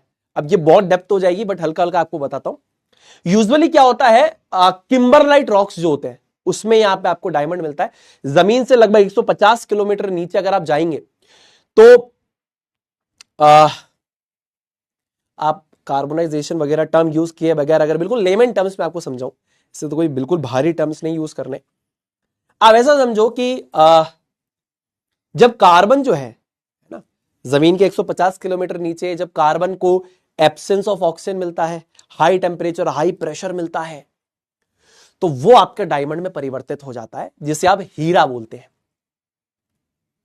ठीक है। अब ये जो हीरा है यानी डायमंड है, ये कार्बन का एक फॉर्म है। सॉलिड स्टेट में मिलता है, हार्डेस्ट नेचुरली ऑकरिंग सब्सटेंस है, बेस्ट कंडक्टर ऑफ हीट है। इसमें क्या होता है, हर कार्बन 4 कार्बन एटम से बॉन्डेड है, जिसकी वजह से ये जो यूनिट बनती है टेट्राहेड्रल यूनिट बनती है, और बहुत सारी टेट्राहेड्रल यूनिट्स कंबाइन करके कार्बन के और डायमंड के पूरे 3D रिजिड स्ट्रक्चर को बनाती है। याद रखिएगा यहां पर कोई भी फ्री इलेक्ट्रॉन नहीं होता, इसीलिए डायमंड इलेक्ट्रिसिटी कंडक्ट नहीं कर सकता। आर्टिफिशियल डायमंड इजीली बनाए जा सकते हैं। अगर आप ग्रेफाइट जो होता है उसको अगर आप हाई टेम्परेचर और हाई प्रेशर अगर आप दे देते हैं इन एब्सेंस ऑफ ऑक्सीजन, तो वो क्या बनता है, सिंथेटिक डायमंड बना सकता है। यानी कि अगर मैंने ग्रेफाइट को हाई टेम्परेचर, हाई प्रेशर और एब्सेंस ऑफ ऑक्सीजन दे दिया, यानी कि सिमिलरली वही कंडीशन जो जमीन के अंदर कार्बन को मिलती है, अगर वही कंडीशन मैंने दे दी, high temperature, high pressure, absence of oxygen, तो वो डायमंड में कन्वर्ट हो जाता है। हीरा बनने के लिए जिंदगी में बहुत मेहनत करनी पड़ती है, खुद को तपाना पड़ता है। डायमंड ऐसे नहीं बनता, जमीन के 150 किलोमीटर नीचे जब बहुत हाई टेम्परेचर है, high pressure, absence of oxygen है, तब हीरे का निर्माण होता है। नॉलेज के लिए एक बात और बता दूं कि जमीन के अंदर से जो डायमंड निकलता है वो कभी भी शाइन नहीं करता। प्लीज मार्क इट, आपके नॉलेज के लिए, रॉ डायमंड्स डोंट शाइन। आपने TIR के बारे में पढ़ा होगा, तो रॉ डायमंड जो जमीन के अंदर से निकलते हैं कभी भी शाइन नहीं करते। They never shine, they never show brilliance. उस डायमंड को अलग अलग एंगल पे काटा जाता है, और अलग अलग एंगल पे कट करने के बाद उसके अंदर टोटल इंटरनल रिफ्लेक्शन होता है, जिसकी वजह से वो चमकता है ना जी। ये वाला डायमंड। अब बात करेंगे यहां पे ग्रेफाइट की। ग्रेफाइट अगेन देखिए, form of carbon solid state, ये भी क्या है, form of carbon solid state. अब देखिए कार्बन का ही फॉर्म है, ये भी सॉलिड स्टेट में, ये भी सॉलिड स्टेट में। स्ट्रक्चर देखो, इसका स्ट्रक्चर ये रहा, इसका स्ट्रक्चर ये रहा, दोनों का स्ट्रक्चर अलग है। तो कार्बन का ही फॉर्म है सॉलिड स्टेट में, लेकिन स्ट्रक्चर अलग है, तो एलोट्रोप कहलाएगा। अब ग्रेफाइट आपको कहां मिलता है, सीधी सी बात है, ग्रेफाइट मुझे कहां मिलेगा सुनील भैया, सीधी सी बात है, ये पेंसिल उठाइए, और पेंसिल का जो बीच का जो कोर है, ये जो कोर है पेंसिल का, ये जो कोर है, ये जो कोर है, कोर ऑफ पेंसिल, ये कोर ऑफ पेंसिल ग्रेफाइट है। खत्म काम। पेंसिल उठाओ सारे के सारे, पेंसिल उठाओ एक बार, सारे के सारे पेंसिल उठाओ, सारे के सारे पेंसिल उठाएंगे, सारे के सारे मेरे प्यारे प्यारे भाई बहन एक बार पेंसिल उठाएंगे, पेंसिल का बीच वाला पार्ट देखेंगे, पेंसिल का सेंटर वाला पार्ट देखेंगे, तो पेंसिल का जो बीच वाला पार्ट है that is called as the core of pencil and that is called as graphite. भैया हम तो इसको लेड पेंसिल कहते हैं। देखो बेटा, जब 16वीं शताब्दी में ये बाहर निकला था ना, तो लोगों को लगा कि ये लेड का एक प्रकार है, तो लोगों ने नाम रख दिया ब्लैक लेड, प्लम्बागो, ये इसका आर्किक नाम है, यानी पुराना नाम है। पर जैसे जैसे आगे रिसर्च हुई समझ में अरे रे रे ये तो लेड नहीं है, तो कार्बन का एक प्रकार है, इसमें लेड तो है ही नहीं, ये तो कार्बन है। पर क्या उस नाम का एंड्योरेंस आज तक, वो नाम तब यूज होता था, आज भी यूज होता है। भले ही आप लेड पेंसिल बोलते हो, लेड पेंसिल में 0% लेड है, प्योरली क्या है, ग्रेफाइट की बनी हुई है। समझ में आया, क्लियर है। तो ये सिर्फ नाम का एंड्योरेंस है, नाम में आज भी लिखा होगा लेड, लेकिन उसमें लेड 0 है, प्योरली 110% कार्बन है, यानी ग्रेफाइट से बना हुआ है। और यह सवाल एनडीए में पूछा गया था कि बताइए कितना प्रतिशत लेड होता है लेड पेंसिल में, 0% होता है, कुछ होता ही नहीं है, प्योरली कार्बन की बनी होती है ग्रेफाइट से। नॉलेज के लिए याद रखना है जी, याद रखेंगे सुनील भैया, कोई दिक्कत वाली बात नहीं है। अब अगर आप अभी ग्रेफाइट को उठाएंगे, आप पेंसिल को उठाइए, उसके बीच वाले पार्ट को देखिए, तो सबसे पहले आपको क्या दिखेगा, वो ओपेक दिखेगा। ओपेक का मतलब क्या होता है, don't allow light to pass through it. Opaque का मतलब क्या होता है, ओपेक का मतलब कोई भी ऐसी चीज जो लाइट को खुद से पास ना होने दे, उसे ओपेक कहते हैं। जैसे मेरा शरीर, आपका शरीर क्या ओपेक है, रोशनी हमको आर पार करके नहीं जा सकती, तो हमारी बॉडी क्या ओपेक है, हमारी बॉडी, ग्रेफाइट भी ओपेक है। सुनील भैया डायमंड, अरे डायमंड तो ट्रांसपेरेंट होता है और ट्रांसलूसेंट होता है। जितना ज्यादा आपका डायमंड ट्रांसपेरेंट होगा उसकी कॉस्ट उतनी ज्यादा होगी। याद रखिएगा, कल को जिंदगी में कभी आप डायमंड खरीदने जाते हैं तो मैं आपको सिखा देता हूं, डायमंड जितना ज्यादा ट्रांसपेरेंट होगा, यानी उसमें इंप्योरिटीज कम होगी उतना ज्यादा महंगा होगा। जितना ज्यादा ट्रांसलूसेंट होगा उतना ही सस्ता होगा। ठीक है जी। तो ग्रेफाइट ओपेक है, यानी कि लाइट को खुद से पास नहीं होने देता। ग्रेइश ब्लैक कलर का है, आप देखो अभी ग्रेइश ब्लैक कलर का होगा, चमकीला होगा यानी कि लस्ट्रस होगा, चमक रहा होगा, लाइट को रिफ्लेक्ट करता है, और साथ ही साथ ब्रिटल। ब्रिटल का मतलब क्या है? Easily breaks into pieces. एक काम करो एक काम करो आप एक काम करो आप एक काम करो एक काम करो मार्केट में लेड पेंसिल्स का है ना, ऐसे डब्बा मिलता है, उसमें लेड्स मिलती है, लेकर आना, वो ग्रेफाइट की होती है, उसको तोड़ना आसानी से टूट जाएगा। तो याद रखिए ये साथ ही साथ ब्रिटल भी होता है। तो you need to make sure that this is opaque, don't allow the light to pass through it. Greyish black colour का होता है, ब्रिटल होता है यानी कि आसानी से पीसेस में टूट जाता है, और लस्ट्रस फॉर्म ऑफ कार्बन है यानी कि चमकता है, शाइनी सरफेस होता है। ठीक है, अब देखिए इसके अंदर है ना बहुत सारी जैसे लेयर्स। अब मैंने ये जो स्ट्रक्चर बनाया है, ये स्ट्रक्चर को आप समझो, ऐसे बहुत सारे स्ट्रक्चर है ग्रेफाइट के। वन ऑफ द जो मोस्ट रिनाउंड स्ट्रक्चर है वो ये है। ये एक लेयर है, इस लेयर को मैं बोलता हूं ए, फिर ये जो लेयर है इसको बोलता हूं बी। अब अगर आप देखोगे तो ये लेयर ए वाली है, तो ये ए बी ए। अब अगर यहां पे जो इंडिविजुअल लेयर है, each layer of graphite is called as graphene. ये इंडिविजुअल लेयर्स जो है इनका नाम क्या है? ये ग्रेफीन है, ये ग्रेफीन है, ये ग्रेफीन है। तो इंडिविजुअल लेयर का नाम ग्रेफीन है। और यहां पर अगर आप देखेंगे ऑल्टरनेट लेयर्स आपकी सेम है, जैसे ये ग्रेफीन है, ये ग्रेफीन है, ये ग्रेफीन है, तो एक छोड़ के एक लेयर सेम है, ये सेम है ना जी। यहां पे एटम्स की अरेंजमेंट कैसी, थोड़ी ध्यान से आप देखना एटम्स का अरेंजमेंट कैसा है। तो यहां पे ये भी कार्बन एटम से बनी है, तो carbon atoms are arranged in layers of hexagonal array और हनीकॉम्ब स्ट्रक्चर। Honeycomb structure. अब आपने क्या बोल दिया सुनील भैया, समझ नहीं आया। देखो ये अगर आप ध्यान से देखोगे तो ये मधुमक्खी का छत्ता नहीं लग रहा? मधुमक्खी का जो छत्ता होता है वो भी तो कुछ ऐसा ही दिखता है। हनीकॉम्ब, मधुमक्खी का जो छत्ता होता है, ये कार्बन के एटम है। ये जो काली काली जो बॉल्स है ना, सारी की सारी कार्बन के एटम्स है, ये सारे कार्बन के एटम्स है। तो ये जो कार्बन के एटम्स आपको दिख रहे हैं यहां पे, ये कार्बन के एटम्स है सारे के सारे। तो ये हनीकॉम्ब स्ट्रक्चर है, जैसे ऐसा लगता है मधुमक्खी का छत्ता है ना? मधुमक्खी का छत्ता लग रहा नहीं लग रहा? ध्यान से देखो, ध्यान से देखो, मधुमक्खी का छत्ता लग रहा है? ये इतने पार्ट को ऑब्जर्व करो, ये देखो मधुमक्खी का छत्ता लग रहा है, तो हनीकॉम्ब स्ट्रक्चर। या फिर हम इसको क्या बोलते हैं? Hexagonal array. ये देखो ये हेक्सागन, तो ऐसा लगता है कि हेक्सागन के फॉर्मेट में तीर है। हेक्सागोनल एरे, हेक्सागन के फॉर्मेट में तीर है, हेक्सागोनल एरे, हेक्सागोनल एरे, या फिर हम इसको क्या बोलते हैं? हनीकॉम्ब स्ट्रक्चर बोलते हैं। तो atoms are arranged in the order of hexagonal array और हनीकॉम्ब स्ट्रक्चर। क्लियर जी। उसके बाद in graphite each carbon atom is bonded to 3 other carbon atoms. यानी कि फॉर एग्जाम्पल अगर मेरे पास क्या है, ये एक कार्बन एटम है, तो ये कितने कार्बन एटम से लिंक है? यहां पे ध्यान से देखिए, 1 2 और 3। तो हर कार्बन एटम 3 कार्बन एटम से बॉन्डेड है, जिसकी वजह से एक फ्री इलेक्ट्रॉन होता है कार्बन के ऊपर, and hence graphite conducts electricity. यानी कि फॉर एग्जाम्पल अगर चौथा इलेक्ट्रॉन की बात करूं तो वो फ्री है। डायमंड में हर कार्बन 4 कार्बन से लिंक था, ग्रेफाइट में हर कार्बन 3 कार्बन से लिंक है, जिसकी वजह से ध्यान से नोटिस करो आप, ये देखो एक कार्बन पे इलेक्ट्रॉन फ्री है। तो ऐसे हर कार्बन जो है वो 3 कार्बन एटम से लिंक है, एक इलेक्ट्रॉन हर कार्बन एटम पे फ्री है, and that's why this is how they conduct electricity. This is how graphite conducts electricity.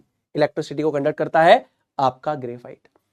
This is called as graphene, graphene, graphene. ये ग्रेफीन है, ये ग्रेफीन है, ग्रेफीन है। ऑल्टरनेट लेयर्स आपकी same है। ये स्ट्रक्चर है हमारे पास हेक्सागोनल एरे, या फिर इसको हम बोलते हैं हनीकॉम्ब स्ट्रक्चर। क्लियर? 1 2 और 3, तीनों पार्ट क्लियर है? Nice, done. थोड़ा और एक्स्ट्रा नॉलेज के बारे में चलते हैं, थोड़ा सा और एक्स्ट्रा नॉलेज के बारे में चलते हैं, थोड़ा सा और एक्स्ट्रा। ग्रेफाइट जो होता है, graphite is used as solid lubricant. Sunil भैया ये एक सॉलिड लुब्रिकेंट की तरह यूज किया जाता है। सॉलिड लुब्रिकेंट क्या होता है? अच्छा लुब्रिकेंट क्या होता है पहले तो ये बताओ, लुब्रिकेंट क्या होता है? लुब्रिकेंट क्या होता है? लुब्रिकेंट क्या होता है? जल्दी कमेंट सेक्शन में सारे दोस्त लिखेंगे, ऐसी कोई भी चीज, anything that reduces friction between two surfaces in contact, between two surfaces in contact, यानी कि दो सरफेसेस जो कॉन्टैक्ट में है उनके बीच में फ्रिक्शन फोर्स को कम करने वाली चीज को लुब्रिकेंट कहते हैं। फॉर एग्जाम्पल, मैं दरवाजा खोल रहा हूं, दरवाजा सही से खुल नहीं रहा, मैं तेल लगा दूंगा जिसकी वजह से आसानी से खुलेगा। लुब्रिकेंट का मतलब ऐसी कोई भी पदार्थ जो फ्रिक्शन को घटाए, दो कॉन्टैक्ट सरफेसेस के बीच के फ्रिक्शन को घटाए, उसे लुब्रिकेंट कहते हैं।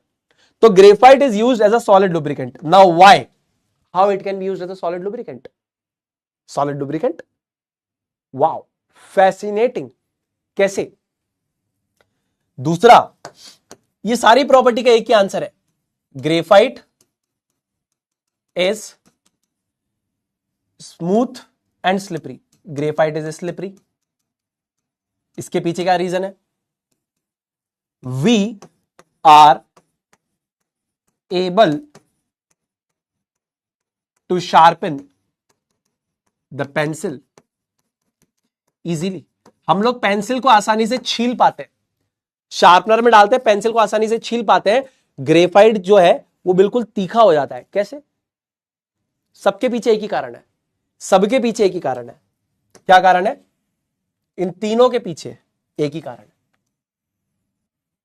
पता है क्या? पता है क्या? पता है क्या? Weak force of attraction, weak force of attraction between carbon of different layers. यानी कि ये जो हमारे पास लेयर्स है ना, इनमें यहां पे जो कार्बन एटम्स के बीच में फोर्स ऑफ अट्रैक्शन है, ये आपके पास जो है, this is basically a weak force of attraction. यानी कि फॉर एग्जांपल, ये हमारे पास एक लेयर है ग्रेफीन की और ये हमारे पास दूसरी ग्रेफीन की लेयर है। इनके बीच में फोर्स ऑफ अट्रैक्शन वीक होने की वजह से लेयर्स आसानी से एक दूसरे के ऊपर फिसलती है। मेरी बात समझो, ये जो लेयर है ये ग्रेफीन है, ये जो लेयर है ग्रेफीन है। इन दो ग्रेफीन की लेयर्स के बीच में एक वीक फोर्स ऑफ अट्रैक्शन है जिसे बोलते हैं वंडरवाल फोर्स ऑफ अट्रैक्शन। और ये क्योंकि वीक है इसीलिए लेयर्स एक दूसरे के ऊपर स्लाइड करती है। इसी की वजह से एक सॉलिड लुब्रिकेंट की तरह यूज किया जाता है। इसी की वजह से स्लिपरी होता है। इसी की वजह से हम इसे आसानी से छील पाते हैं, क्योंकि लेयर्स जो है एक दूसरे के ऊपर आसानी से स्लाइड कर जाती है, मूव कर जाती है और हम इसे तीखा कर पाते हैं। तो आपको समझना पड़ेगा कि जो लेयर्स है उनके अंदर जो कार्बन एटम्स है उनके बीच में वीक फोर्स ऑफ अट्रैक्शन है। इसके अंदर नहीं, दो लेयर्स के बीच में। इसके अंदर जो है दैट इज कोवेलेंट बॉन्ड। याद रखना, ये जो बॉन्डिंग है दैट इज कोवेलेंट बॉन्ड। ये तो स्ट्रॉन्ग बॉन्ड है, ये तो हमारे पास स्ट्रॉन्ग है। लेकिन यहां पे दो लेयर्स के कार्बन के बीच में जो फोर्स ऑफ अट्रैक्शन है that is weak force of attraction, van der Waals force of attraction हम इसको कहते हैं। तो ये वीक फोर्स ऑफ अट्रैक्शन है between carbon of different layers, जिसकी वजह से ये तीन चीजें एक साथ हो जाती है। समझना पड़ेगा आपको ये बात। जी समझ जाएंगे भैया, कोई दिक्कत नहीं है। आखिरी फ्यूलरीन। फ्यूलरीन, अब ध्यान से देखो, ग्रेफाइट समझ में आ गया। ग्रेफाइट पेंसिल के कोर में होता है, ओपेक होता है, लाइट इससे पास नहीं कर सकती, ग्रेइश ब्लैक कलर का होता है, ब्रिटल होता है यानी आसानी से टूट जाएगा, लस्ट्रस होता है यानी कि इसकी सरफेस चमकती है। यहां पर हर लेयर को हम ग्रेफीन कहते हैं। यहां पर ऑल्टरनेट लेयर जो है हमारे पास सेम है। हर लेयर का जो कार्बन है, जैसे फॉर एग्जांपल ये कार्बन है तो तीन कार्बन एटम से बॉन्डेड है और हर कार्बन एटम पे एक फ्री इलेक्ट्रॉन है, जिसकी वजह से हम बोलते हैं कि ग्रेफाइट इलेक्ट्रिसिटी कंडक्ट कर सकता है। याद रखिएगा, याद रखिएगा, याद रखिएगा, यहां पर फ्री इलेक्ट्रॉन है जिसकी वजह से हम बोलते हैं इट कंडक्ट्स इलेक्ट्रिसिटी। मेरी बात समझ में आ गई? यहां पर आपके पास ग्रेफाइट में क्या होता है, हर कार्बन तीन कार्बन एटम से बॉन्डेड है, जिसकी वजह से कार्बन एटम के ऊपर फ्री इलेक्ट्रॉन होता है, that's why it conducts electricity. याद रहना चाहिए, ये सारी बातें याद रहनी चाहिए। अब हम बोलते हैं कि सुनील भैया हम पेंसिल को छील कैसे पाते हैं, या हम ग्रेफाइट को सॉलिड लुब्रिकेंट की तरह कैसे यूज कर सकते हैं मशीन्स के अंदर, या फिर ग्रेफाइट स्लिपरी क्यों होता है? सीधी सी बात है, ये ग्रेफीन की लेयर में जो कार्बन एटम्स के बीच में बॉन्डिंग है दैट इज कोवेलेंट बॉन्ड, जो कि एक स्ट्रॉन्ग बॉन्ड है। इधर भी कोवेलेंट बॉन्ड, इधर भी कोवेलेंट बॉन्ड, लेकिन इन लेयर्स के बीच में जो बॉन्ड है ये वीक है। जिसकी वजह से लेयर जो है एक दूसरे के ऊपर आसानी से स्लाइड कर जाती है, फिसल जाती है, मूव कर जाती है। क्या बात है, बहुत बढ़िया, मजा आ गया। चलो अब देखो फॉर्म ऑफ कार्बन कौन सी स्टेट में? सॉलिड स्टेट में। ये भी कार्बन है, solid state, carbon solid state, carbon solid state. इसका स्ट्रक्चर देखो, इसका स्ट्रक्चर देखो, इसका स्ट्रक्चर देखो, स्ट्रक्चर अलग है इसीलिए एलोट्रोप्स है। अब देखो ये हमारे पास क्या है? C60 है, 60 कार्बन एटम्स का एक स्ट्रक्चर है, that is called as C60। अब ध्यान से सुनिए, तो जो पहला फ्यूलरीन था, सबसे पहला फ्यूलरीन जो था, फ्यूलरीन एक कैटेगरी है जिसके अंदर बहुत सारे फ्यूलरीन्स होते हैं, तो पहला फ्यूलरीन जो है वो है C60। ऐसा नहीं कि एकलौता, इसके अलावा और भी है। 60 कार्बन एटम का जो स्ट्रक्चर है, इसको डिस्कवर किया गया था 1985 में by H.W. Kroto, R.E. Smalley and R.F. Curl. H.W. Kroto, R.E. Smalley and R.F. Curl, इन्होंने इसको डिस्कवर किया था। मजे की बात है, इन लोगों ने इज्जत देने के लिए इसको एक आर्किटेक्ट बकमिनिस्टर फ्यूलर के नाम पे रखा, जिसका एक स्ट्रक्चर था जियोडॉजिक डोम, उसका जो स्ट्रक्चर था वो इससे मैच करता था। यह कंपटीशन एग्जाम में पूछा जाता है कि इसका नाम बकमिनिस्टर फ्यूलर क्यों था, यह बकमिनिस्टर फ्यूलरीन क्यों है। पॉइंट क्या है, एक यूएस आर्किटेक्ट है जिनका नाम है बकमिनिस्टर फ्यूलर, उन्होंने एक डोम का डिजाइन बनाया था जो इसके जैसा दिखता था। तो ये जो तीन लोग हैं, H.W. Kroto, R.E. स्मॉली, R.F. Curl, इन्होंने जब ये डिस्कवर किया तो इस इंसान को इज्जत देने के लिए इस स्ट्रक्चर को बोला कि ये जो स्ट्रक्चर है, ये स्ट्रक्चर इनके जियोडॉजिक डोम के स्ट्रक्चर से मैच करता है, तो इसका नाम हम क्या रख देंगे? बकमिनिस्टर फ्यूलरीन रख देंगे। क्या नाम रख देंगे? इसका नाम रख देंगे बकमिंस्टर फ्यूलरीन। क्या रखेंगे? बकमिंस्टर फ्यूलरीन। फिर से सुनिए, H.W. Kroto, R.E. स्मॉली, R.F. Curl ने 1985 में C60 को डिस्कवर किया।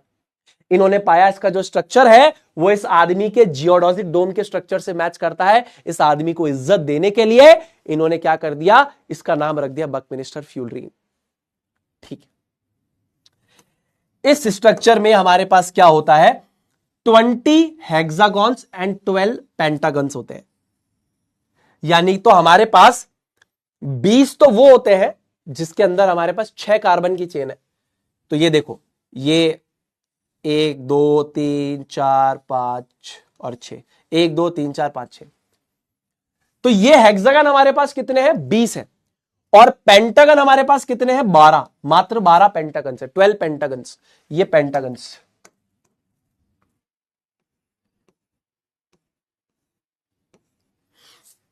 तो ऐसे 20 तो हेक्सागन है और 12 क्या है?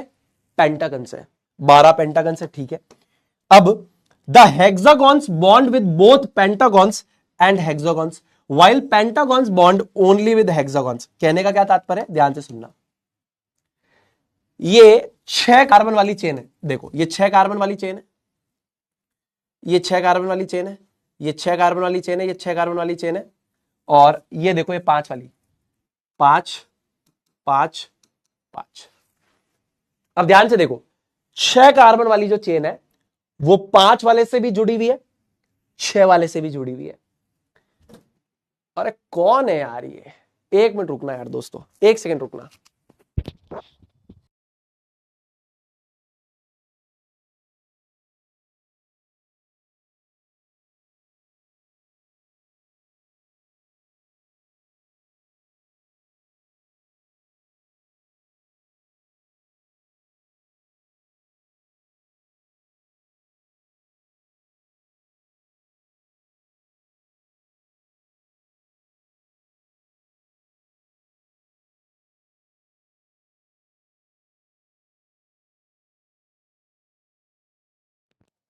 कोई बात नहीं दोस्तों, कोई बात नहीं, कोई बोर्ड को हिला के चला गया था, माफी चाहेंगे, माफी चाहेंगे।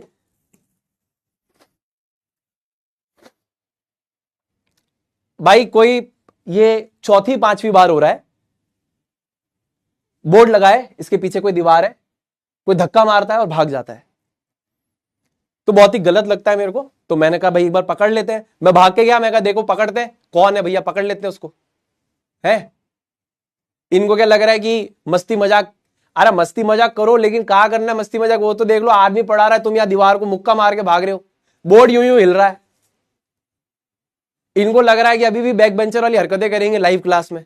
अरे लाखों बच्चे पढ़ रहे हैं यार, ये कोई हरकतें करने की पीछे से कोई लात मार के बार बार भग जा रहा है।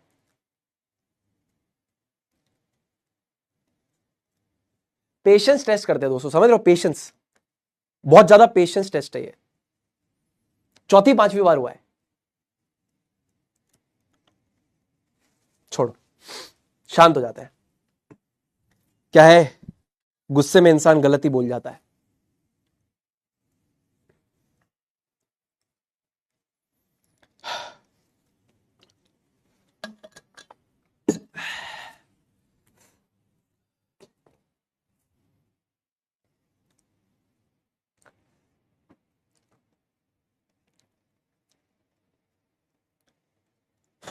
चलो कोई बात नहीं, छोड़ो, आ जाओ।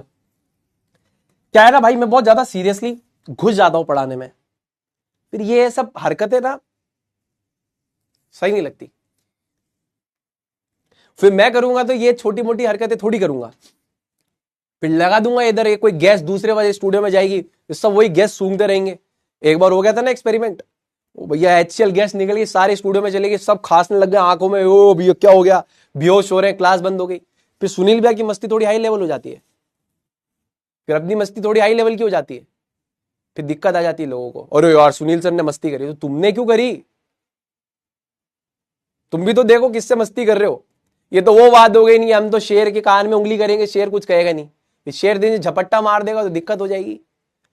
पांचवी बारी हरकत कर दी, बोर्ड हिला रहे हैं, पता नहीं कौन है मूर्ख। ठीक है, चलिए स्टार्ट करते हैं। कोई बात नहीं दोस्तों, है ना, मैं थोड़ा क्या ज्यादा डेडिकेशन में घुस जाता हूं, इन्वॉल्व हो जाता हूं, मेरे को बुरा लगता है। टीचिंग में कोई मस्ती मजाक अपन से झिलता ही नहीं है, किसी का नहीं सहन हो पाता। टीचिंग से मस्ती नहीं करनी। जब अपन पढ़ा रहे बिल्कुल एकदम पढ़ा रहे, कोई मस्ती नहीं, कोई मस्ती नहीं, बिल्कुल अच्छे से पढ़ाने दो। मूर्खता बस बातें करते हैं यार लोग, बालक हैं बिल्कुल बालक। अब अभी मैं मस्ती करूंगा, दिवाली के फटाके फोड़ूंगा, देखना मजा आ जाएगा सबको। अभी मैं मस्ती चालू करूंगा, मेरी मस्ती चालू होगी। तो सुनील भैया से मस्ती कर रहे हैं, अब सुनील भैया मस्ती चालू करेंगे। आ जाओ आ जाओ आ जाओ आ जाओ आ जाओ आ जाओ, इधर देखते हैं। अब क्या फटाके फूटेंगे जो फिर रोएंगे, "ओए, कौन फोड़ रहा फटाके"? अभी सुनील भैया फोड़ेंगे फटाके, देखो तुम। नोची बॉयज, मेरा स्मार्ट बोर्ड हिलाया, आदमी हिला दूंगा मैं। स्मार्ट बोर्ड क्या है, आदमी हिला देंगे। अभी कल ही लाया मैं 2 बंदूकें बड़ी बड़ी और 2 अपन खुद बना रहे हैं, अलग नोटी हो रहे हैं। ध्यान से देखो, ध्यान से। क्या पढ़ा रहा था रे यार मैं, यार तो भुला ही दिया, क्या पढ़ा रहा था, क्या बोल रहा था रे मैं? हाँ ठीक है, याद आ गया। पूरा भुला देते रहे यार। देखो ध्यान से, ध्यान से। तो यहां पर क्या होता है कि ये जो 6 कार्बन की हमारे पास रिंग होती है, 6 कार्बन की रिंग जो है वो 6 वाले से भी कनेक्टेड है, 5 वाले से भी कनेक्टेड है। वो 6 वाले से भी कनेक्टेड है, वो 5 वाले से भी कनेक्टेड है। लेकिन जो 5 कार्बन वाली है, 5 कार्बन वाली है, यहां पे ध्यान से देखो, 5 कार्बन वाली सिर्फ 6 कार्बन वाली से कनेक्टेड है। ये देखो, ये 6, ये 6। 5 वाली जो है वो सिर्फ 6 वाले से कनेक्टेड है, लेकिन 6 वाली जो है वो 5 और 6 दोनों से कनेक्टेड है। तो ये बेसिक सी बात आपको समझनी पड़ेगी। ठीक है जी। और स्ट्रक्चर को हम क्या बोलते हैं? This structure is also known as Buckminster fullerene, या फिर it is also called as bucky ball structure और सॉकर बॉल लाइक स्ट्रक्चर। क्या बोलते हैं इसको? बोलते हैं बकी बॉल स्ट्रक्चर या फिर सॉकर बॉल लाइक स्ट्रक्चर बोलते हैं। क्या बोलते हैं? बकी बॉल स्ट्रक्चर या सॉकर बॉल लाइक स्ट्रक्चर या बकमिनिस्टर फ्यूलरीन कहते हैं। कामना करता हूं सारे दोस्तों को यह बात अच्छी तरीके से समझ में आ गई होगी। ये ना देखो फुटबॉल जैसा दिख रहा है ना, तो इसको सॉकर बॉल लाइक स्ट्रक्चर भी कहते हैं, बकी बॉल स्ट्रक्चर भी कहते हैं, बकमिनिस्टर फ्यूलरीन भी कहते हैं। ठीक है, डन। समझ में आ गया? तो आए भैया लिख दीजिए, माफी चाहूंगा, थोड़ा सा क्रोधित हो गया मैं, नहीं होना चाहिए, संयम होना चाहिए जीवन में। नहीं करना चाहिए। पर क्या है ना यार, जिस चीज से अपन सबसे ज्यादा प्रेम करते हैं, कोई उसमें अगर इन्वॉल्व करेगा तो दिक्कत तो आएगी ना। अपन टीचिंग में इन्वॉल्व है, क्यों उंगली कर रहे हो आप? है अच्छी बात नहीं है। सीसीटीवी फुटेज तो निकालेंगे यार, आपको क्या लग रहा है? सीसीटीवी फुटेज तो आज निकलेगी, आज पकड़ेंगे, हैप्पी दिवाली मनाएंगे आज तो, बस एक बार निकल जाने दो, हैप्पी दिवाली मनाएंगे, तुम्हारी क्लास होने दो, उसके बाद ये रौद्र रूप आ जाएगा। थोड़ा जरूरी भी है कि रोज के रोज एक ही बात कौन कर रहा है यार, अलग ही 30 मार का बन रहे हैं। चलो, what is percentage of lead in lead pencil? चलिए सवाल कीजिए। 50%, 100%, 0%, 1%। कितना लेड होता है लेड पेंसिल के अंदर? मुझे बताइए, लेड पेंसिल में कितना लेड होता है? लेड पेंसिल के अंदर कितना लेड होता है? लेड पेंसिल में कितना लेड होता है बताइए? 50%, 100%, 0%, 1%, कितना परसेंट बताइए? बहुत अच्छी बात है, बहुत अच्छी बात है। अरे भैया ये कौन है? 100% लिख रहा है, नोटी बॉय। मेरे को नीचे गिराक मारनेगा क्या तू? मेरे भाई क्यों कर रहा है ऐसे? सब बच्चे सही लिख रहे हैं, तू एक गलत क्यों लिख रहा है? नोटी।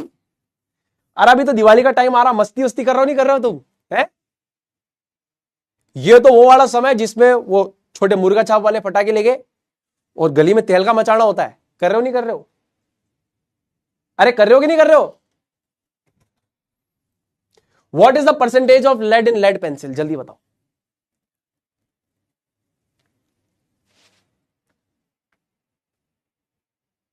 No cracker? अरे आबार कौन है भैया नो क्रैकर वाला? रुक मैं बात करता हूं तेरे से, रुक नोची बॉय। नो क्रैकर कौन से नो क्रैकर? चलो कल बताओ ना, कल कोई बात नहीं, कल आना, कल आना, कोई बात नहीं, कल आना, कोई बात नहीं। ये तो थोड़ा टाइम थोड़ी पैसा बाबा 0%। ठीक है दोस्तों, 0%। ठीक है तो देखो दिवाली का जो टाइम होता था ना, हम क्या करते थे वो तुमको बताता हूं, बड़ा मजा आता था यार। तुम लोग पता नहीं क्यों नहीं जी रहे, मैं तो ये समय को बहुत मिस करता हूं। कल मैं और मेरे भैया रात को कॉल पे थे, मैं कह रहा यार सबको ऐड करते हैं जो अपने बचपन के दोस्त थे यार, क्या मजा आता था भाई यार। हम करते थे बढ़िया बढ़िया एक्सपेरिमेंट। तो गोबर होता है गाय का, गाय के गोबर के अंदर बम रख देते थे, फूटता था सबका घर गाय के गोबर से पेंट। तो एक अंकल जी ने भी नया नया पेंट कराया उनके, तो अंकल जी ने क्या हमको डांट दिया। हमने कहा रुको अंकल जी रात को बताते आपको। उनका नाम था माथुर अंकल। तो वो क्या खूब उंगली करते थे हमारे को, बहुत ज्यादा परेशान करते थे। क्या माथुर अंकल को रात को समझाएंगे। अब सब सो गए, गाय का गोबर बाहर पड़ा था, मैंने कहा मजा आया आज तो माथुर अंकल के मजे आ जाएंगे। सीमेंट बम लिया, उस पर लगाया और लगाई आग, भचीड़, पूरा गाय का गोबर उनके घर के ऊपर। मैं कहा ये हुआ मजेदार बात, अब चलो घर जाके आराम करते हैं। अगले दिन माथुर अंकल उठे, अंकल जी बोले भैया मार तो नुकसान हो गया भैया, ये गाय का गोबर दीवार पे कोई फेंक के चला गया। हमने रात को मजे दिए इसको, हमने फोड़ा था गाय के गोबर में डाल के, धमाका किया था। अरे 20 दिन पहले से हम वो है ना मुर्गा छाप लेके अलग अलग एक्सपेरिमेंट करते थे। वो पंगट की टंकी लगी होती है राजस्थान में, हमारे यहाँ पंगट की टंकी लगती है, उसके अंदर डाल देते थे, नाली में डाल देते थे। नाली में डालने के बाद बढ़िया जोर से आवाज आती है और नाली का पानी उछलता है, क्या मजा आता है। तुम लोग ये सब क्यों नहीं करते? थोड़ा बाहर निकलो, जीवन जियो थोड़ा। ये क्या किताबें किताबें लगा रखी तुमने जीवन में? थोड़ा बाहर निकलो, खेलो, मस्ती करो, थोड़ा सीखो, टीम स्पिरिट आएगी, खेलना सीखोगे, बहुत जरूरी है ये सब चीजें। फटाके बनाना मैं सिखा दूंगा, टेंशन मत लो। अभी जो फटाके तुमको मिल रहे तुम उससे फोड़ाफाड़ी करो। त्योहार साल में एक बार आता है भैया, हम एनवायरनमेंट का बहुत ख्याल रखते हैं, थोड़ा बहुत त्योहार भी तो मना सकते हैं। मैं ये नहीं करा बिल्कुल बड़े बड़े एकदम फटाके लेके फोड़ाफाड़ी चालू कर दी ना, थोड़ा तो त्योहार मना सकते हैं। क्या भैया सारा पोल्यूशन हमारे त्योहार की वजह से होता है? ऐसा तो नहीं है, पॉसिबल है भैया। है रशिया यूक्रेन दिन भर बम फटाके फोड़ रहे एक दूसरे के ऊपर, तब तो किसी ने पॉल्यूशन की बात नहीं करी है। भाई रशिया यूक्रेन ने बम फटाके फोड़े, कभी यूएसए जाके बम फोड़ रहा है इधर उधर जा जाके। भाई हमने तो नहीं बोला एनवायरमेंट, और हम दिवाली मोड़े जो एनवायरमेंट ओ भैया एनवायरमेंट, अरे आभार कशो एनवायरमेंट। भैया हम भी एनवायरमेंट को बहुत मानते हैं और इज्जत करते हैं, प्रकृति को बहुत इज्जत करती है हमारी संस्कृति। हमारी संस्कृति ऐसी है जो प्रकृति फ्रेंडली है, हमने सब चीज में भगवान खोज लिए हैं, मानते हम सबके अंदर भगवान है, इसीलिए हम इज्जत भी करते हैं, पूजा भी करते हैं। पर आप हमारे त्योहार पे हमको रोको मत। हम वन को देव मानते हैं, वायु को देव मानते हैं, जल को देव मानते हैं, सबकी पूजा करते हैं, आराधना करते हैं, आशीर्वाद लेते हैं। हम प्रकृति से बहुत ज्यादा फ्रेंडली लोग हैं। पर बात त्योहार की है भैया, साल में एक बार आता है, बढ़िया से मनाएंगे एकदम। समझे कि नहीं समझे? प्रकृति फ्रेंडली संस्कृति हमारी, सब में भगवान है कि नहीं है? वन, वायु, जल, अग्नि, सब में भगवान है, सबकी पूजा करते हैं, आराधना करते हैं, सबको देव मानते हैं। पर बात त्योहार की आएगी, बिल्कुल मनाएंगे त्योहार। समझ रहे आप? फटाके फोड़िए, ऐसा नहीं बहुत भीषण एकदम तूफान मचा दे, पर फोड़िए, त्योहार मनाइए, जुड़े रहिए संस्कृति के साथ। हाँ स्कूल में करो ना, और स्कूल में तो भैया क्या मजा आता था भैया, हम तो टॉयलेट में जाके फोड़ के आते थे, टीचर ये ढूंढता रहता था फोड़ा किसने, टीचर को कंफ्यूज कर देते थे। 3 लड़के एक साथ टॉयलेट के लिए जा रहे, एक गया, फिर 5 मिनट, फिर 5 मिनट, किसने फोड़ा पता ही नहीं। और हम तो सेटिंग भी कर लेते थे, हम ए सेक्शन वाले थे, हम डी वालों से सेटिंग कर लेते, भाई तू फोड़ना। अब टीचर को लग रहा है यार ये कल सुनील गया था तब बम फूटा था, अभी तो सुनील अंदर बैठा, बम किसने फोड़ा? मैंने कहा मैडम मैं तो फोड़ा ही नहीं, देखो फूट गया अंदर, मैं तो यहाँ बैठा हूं। मैडम कहे हाँ यार ये तो हमारा प्यारा बच्चा है, तो यहीं बैठा है, बम किसी और ने फोड़ा है। हमारी सेटिंग है ना, बम मैं लेके आऊंगा, फोड़ेगा तू, बम मेरा फोड़ेगा तू। तो थोड़ा फन होना चाहिए लाइफ में यार। बहुत सीरियस हो गए हो तुम लोग, बहुत ज्यादा सीरियस हो गए हो। नहीं नहीं नहीं बिल्कुल नहीं, बहुत ज्यादा सीरियस हो गए हो। अरे जिंदगी एक बार मिली है, जिंदगी ना मिलेगी दोबारा, समझ रहे हो? तुम्हारा बड़ा भाई हूं, गलत नहीं बोलूंगा तुमको, सच बोलूंगा, बिल्कुल सच। त्योहार एंजॉय करो अच्छे से, दिल के साथ। मैं आज अपना समय मिस करता हूं, कोई मेरा दोस्त वियतनाम चला गया, कोई जापान चला गया, कोई यूएस चला गया, अब बैठे यहां पे अपन अकेले, मन रही है दिवाली। बचपन को याद करके हंसते रहते पागल की तरह। और यार इन अंकल जी के घर के बाहर गोबर में बम फोड़ा था, और यार इनको बम फोड़ के इसकी टी शर्ट जला दी थी, जैसे मेरी भी टी शर्ट जल गई थी एक बार। अब ये बातें याद करते यादें रह गई अब बस। अब जाते हम त्योहार बम थोड़ी फोड़ते, बैठ के देखते लोगों को, बच्चे देखते, बच्चे फोड़ रहे थे, देखते रहते। तो समय वापस नहीं आएगा। अपना समय, अपना बचपन को जिए, आपको जीना पड़ेगा अपने बचपन को, ये वापस नहीं आएगा। ये सच है, सच है, आपका बचपन वापस नहीं आएगा। ये जो भी आपको रोक टोक लगा रहे हैं मत मानो, नहीं, मेरा बचपन वापस नहीं आएगा। मेरे को मेरा बचपन जीना है, मैं उसका हकदार हूं। 2-3 दिन पढ़ाई लिखाई करने से क्या तुम क्या ये थोड़ी बन जाओगे? 10वीं का इतना सा सिलेबस है यार, छोटा सा। बड़े भाई की बात मानो, बढ़िया से त्योहार मनाना, एकदम मस्त, एकदम धनतेरस, छोटी दिवाली, दिवाली बढ़िया से पूजा पाठ करो, दान धर्म करो, फटाके फोड़ो, मिठाई खाओ, माता पिता के साथ समय स्पेंड करो, और सोचो कि फ्यूचर में क्या करना है, कोई स्किल कोर्स करो। ये है जीवन में कि तुम कुछ अच्छा काम कर रहे हो। ये क्या किताबें लेके बैठ के रटो, कुछ नहीं होगा इससे। ये समय चला गया तो वापिस नहीं आएगा। और मैं सही बता रहा हूं, ये सब चीजें नहीं मैटर करेगी यार, मां कसम नहीं मैटर करेगी, विश्वास मानो नहीं मैटर करेगी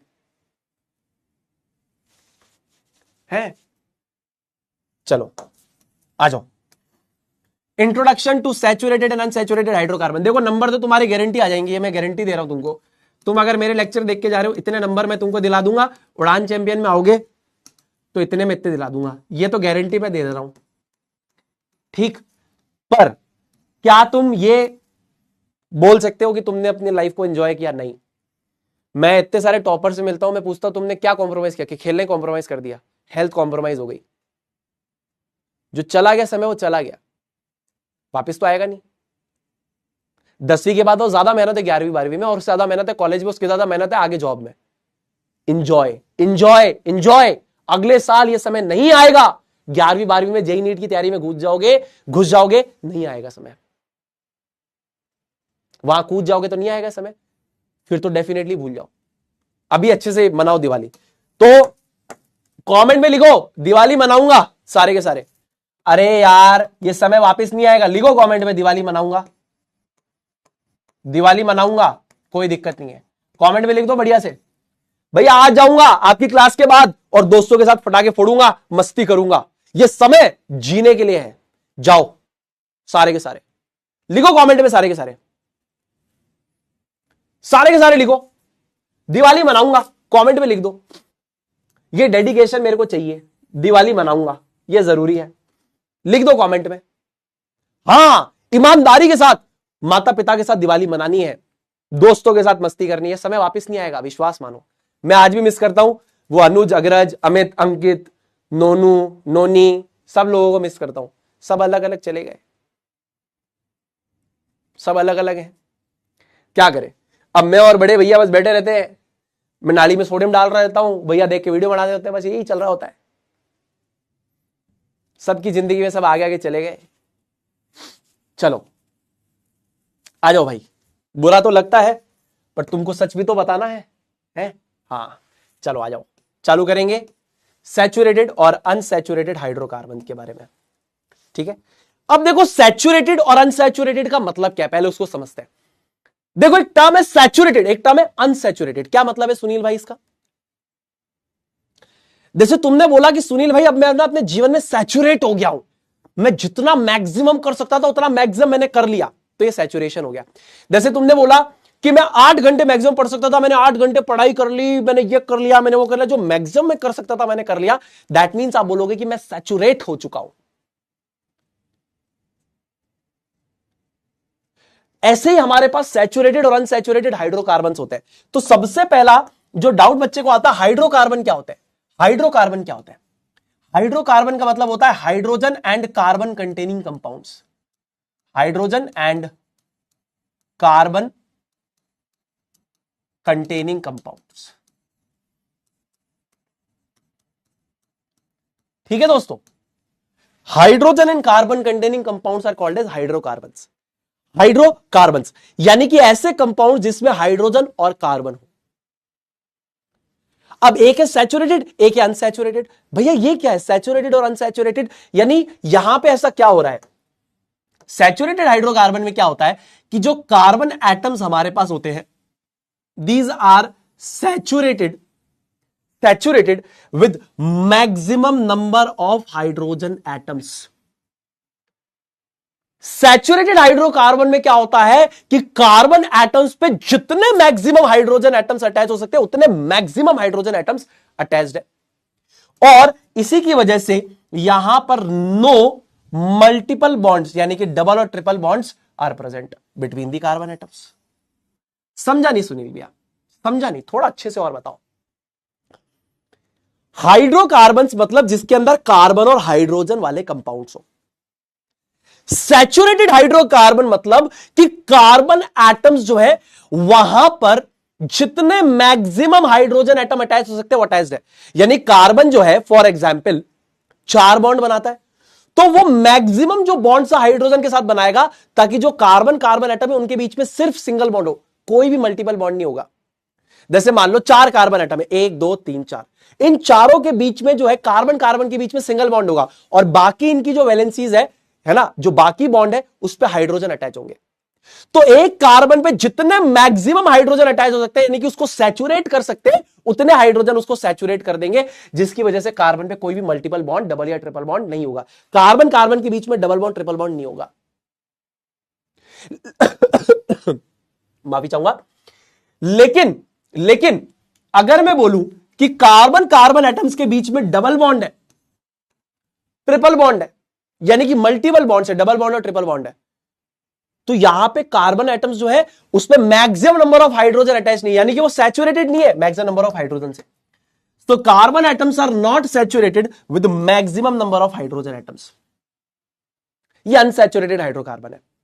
तो पहले हाइड्रोकार्बन का मतलब क्या है? हाइड्रोकार्बन वो होते हैं सुनील भैया जिसमें हाइड्रोजन और कार्बन हो। ये हाइड्रोजन और कार्बन वाले कंपाउंड्स को हाइड्रोकार्बन कहते हैं।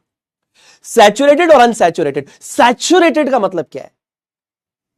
कार्बन कार्बन एटम्स के बीच में सिंगल बॉन्ड है, बाकी के जितने बॉन्ड्स कार्बन एटम बनाएगा वो हाइड्रोजन के साथ बनाएगा, यानी कार्बन पे maximum possible number of hydrogen atoms attached है।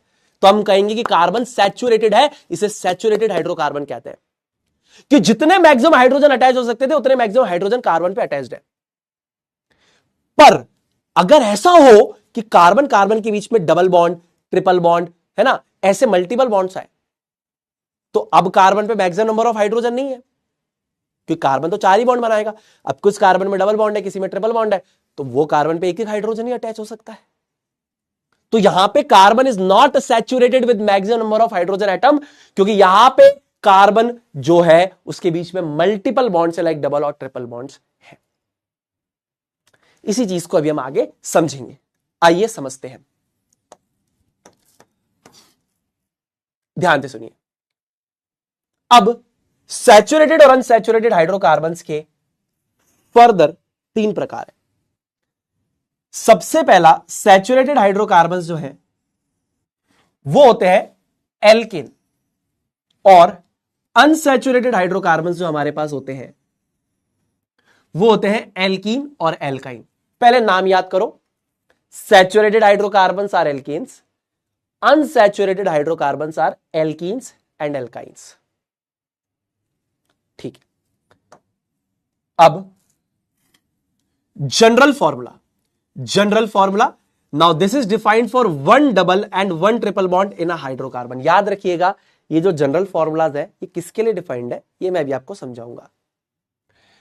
अगर मैं बोलता हूं कि मेरे पास n कार्बन हो और 2n+2 हाइड्रोजन हो, यानी जितने कार्बन है उससे 2 गुना से 2 ज्यादा, यानी कि 2 more than twice the number of carbon atoms, that is equals to number of hydrogen atoms.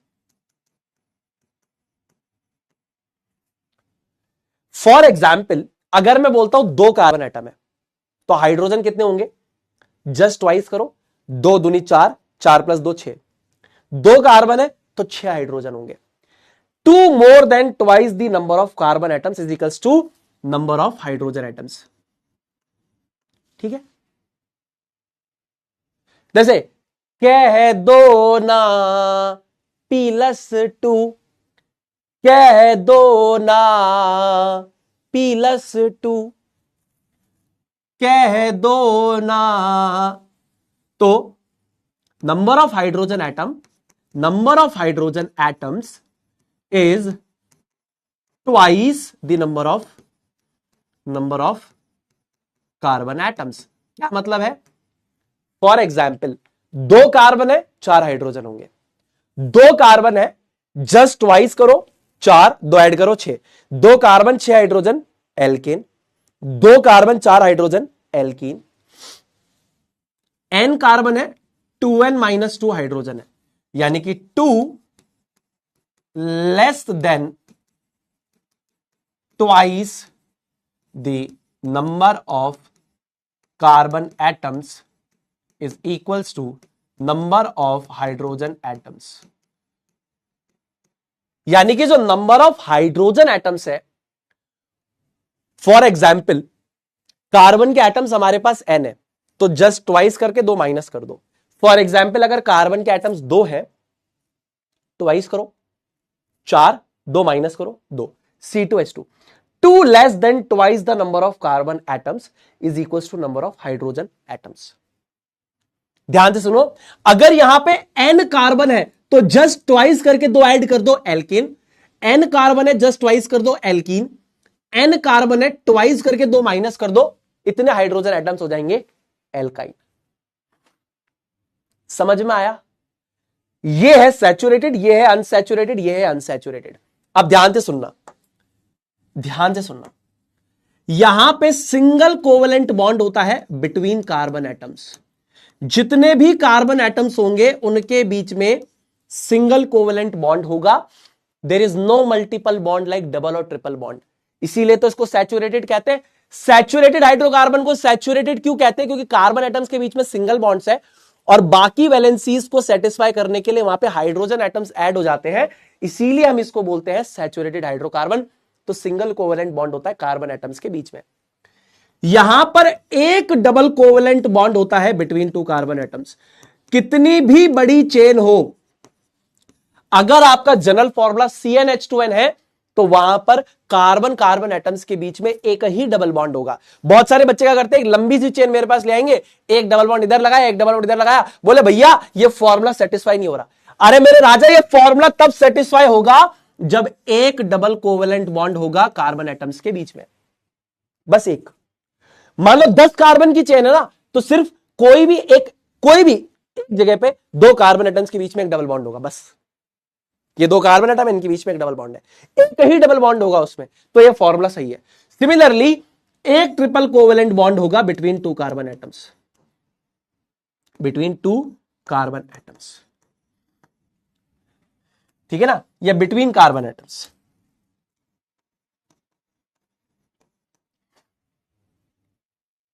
फिर से saturated hydrocarbon alkane, unsaturated hydrocarbon alkene और एल्काइन। नाम याद हो गया। सैचुरेटेड का मतलब है कि यहां पे कार्बन एटम्स के ऊपर maximum number of hydrogen atoms attached है, यानी carbon saturated with hydrogen atoms. Unsaturated में कार्बन जो है that is not saturated with the maximum number of hydrogen atom, यानी यहां पे कार्बन कार्बन की जो वैलेंसी सेटिस्फाई हो रही है वो उनके बीच में डबल बॉन्ड या ट्रिपल बॉन्ड से हो रही है, यानी और हाइड्रोजन हो सकते थे लेकिन उसकी जगह कार्बन ने अपने वैलेंसी सेटिस्फाई करने के लिए डबल बॉन्ड या ट्रिपल बॉन्ड बना लिया। ये होते हैं एल्केन, ये होते हैं एल्कीन और एल्काइन। यहां पर अगर n कार्बन है तो जस्ट ट्वाइस करो और 2 ऐड करो, ये एल्केन। n कार्बन है तो 2n, यानी अगर 4 है तो ये 8 हाइड्रोजन होंगे एल्कीन में। अगर ये 4 है तो ट्वाइस करो 8, उसमें से 2 माइनस करो 6, C4H6, तो ये हो जाएगा एल्काइन। क्लियर जी, क्लियर। अब देखिए यहां पे इनमें एक सफिक्स ऐड होता है। सफिक्स का मतलब होता है किसी भी चीज के आखिरी में आने वाला phrase, phrase after anything, phrase after, phrase after, किसी भी चीज के आखिरी में आने वाला जो फ्रेज होता है that is called as suffix. जैसे for example N for alkane, alkene के जो कंपाउंड्स होंगे उनके आखिरी में इन आएगा और एल्काइन के जो कंपाउंड्स होंगे उनके आखिरी में आइन आएगा। जो भी हाइड्रोकार्बन एल्केन के उनके नाम के आखिरी में एन आएगा, इनके नाम के आखिरी में इन आएगा, इनके नाम के आखिरी में आइन आएगा। जैसे मेरे घर में जो भी सामान है उसका सफिक्स है इका। क्या सफिक्स है? इका। जैसे मेरे फ्रिज का नाम है मोनिका, मेरी वॉशिंग मशीन का नाम है सोनिका, मेरे एसी का नाम है मल्लिका, ठीक है ना, मेरी गाड़ी का नाम है वेरोनिका। सुनील भैया के पास जो भी सामान है उसका सफिक्स क्या है, फ्रेज आफ्टर क्या है। जैसे मेरे घर में फ्रिज का नाम है मोनिका, वॉशिंग मशीन का नाम है सोनिका, एसी का नाम है मल्लिका, गाड़ी का नाम है वेरोनिका। बीवी तो आई नहीं, तो बीवी का नाम में भी इका आ जाए तो बहुत बढ़िया है। हाँ समझे, हाँ समझे। तो ये नाम के आखिरी में आने वाला जो अपने पास फ्रेज होता है उसे क्या बोलते हैं, सफिक्स बोलते हैं। क्या बोलते हैं, सफिक्स। हाँ वेरोनिका मेरी गाड़ी का नाम है, बहुत बढ़िया गाड़ी, 2 व्हीलर है अपनी बढ़िया सी गाड़ी का, मतलब कार नहीं रॉबर्ट, यूं 2 व्हीलर बढ़िया मस्त चलती एवेनिस, ओहो स्पोर्ट वाली स्कूटी, कट मार के अपन घर निकलते हैं मस्त एकदम। उसका नाम वेरोनिका, उसको मैं वीरू बुलाता हूं प्यार से। वीरू की बहुत दिन से सर्विस नहीं कराई है, अभी वीरू दुखी है आजकल, उसको लगता है कि मैं उस पर ध्यान नहीं देता हूं, जो सच है कि मैं ध्यान नहीं दे पा रहा उसको। उसकी सर्विस करानी है, अभी वीरू की सर्विस करानी है ना। हो ये बहुत बढ़िया कह रहा सर, भाभी का नाम Radhika, nice suggestion, thank you so much. और सेनोरिटा ना, ईटा हो गया ना, ईका होना चाहिए, ईका ईका। प्रेमिका, अरे वाह, ये मेरा टावर कौन है, वाह ये हुई ना बात, मजा आ गया, ये हो रहा दिमाग चलाने की बात, मजा आ गया भैया।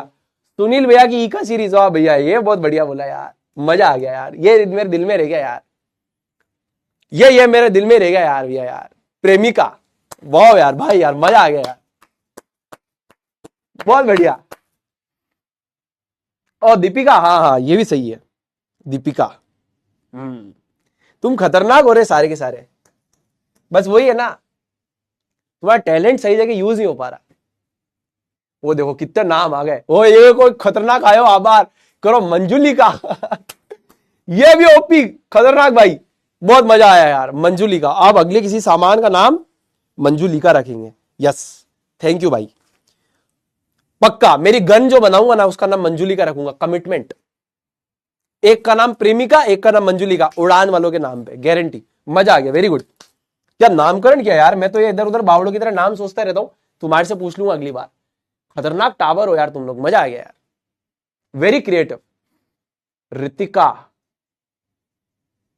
कालिका, ये कौन सा नाम है यार?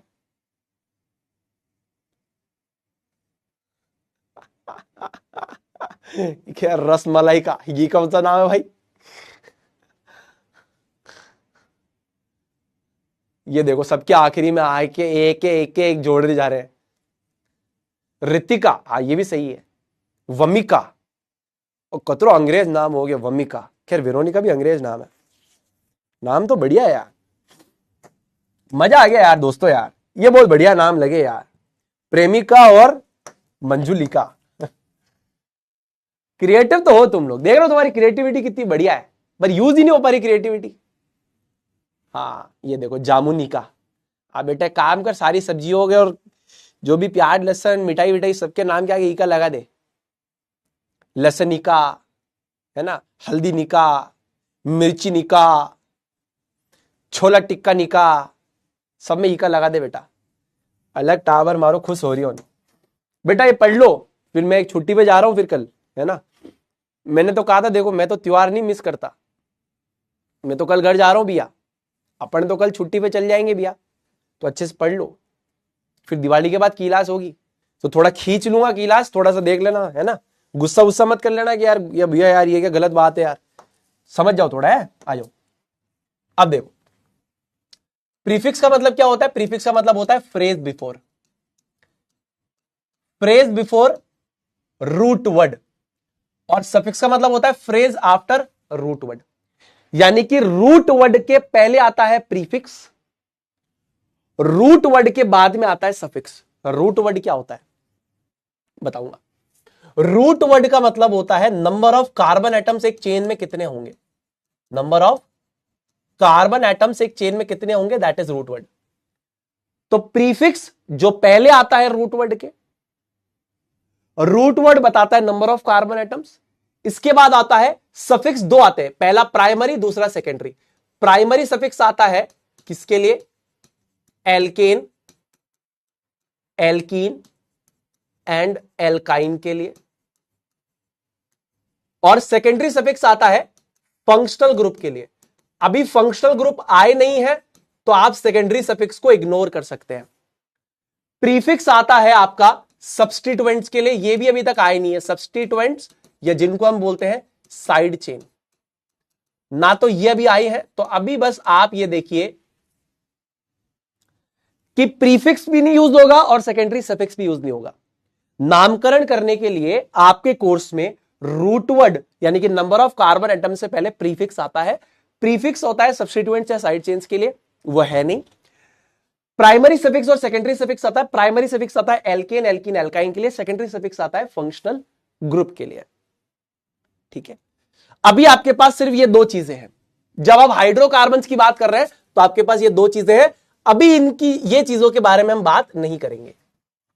ठीक है, तो नंबर ऑफ कार्बन एटम्स यानी कि फॉर एग्जाम्पल रूट वर्ड हम ढूंढते हैं, ये रहा root word. Number of carbon atoms के लिए रूट वर्ड क्या होगा?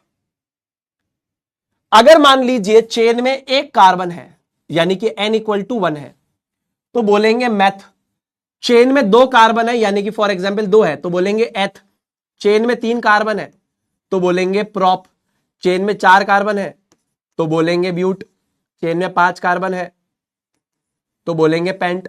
चेन में 6 कार्बन है तो बोलेंगे हेक्स। चेन में 7 कार्बन है तो बोलेंगे हेप्ट। चेन में 8 कार्बन है तो बोलेंगे ऑक्ट। चेन में 9 कार्बन है तो बोलेंगे नॉन, और चेन में अगर 10 कार्बन है तो बोलेंगे हम इसको डेक। फिर से सुनो, ध्यान से सुनो मेरी बात को, मैं क्या बोल रहा हूं।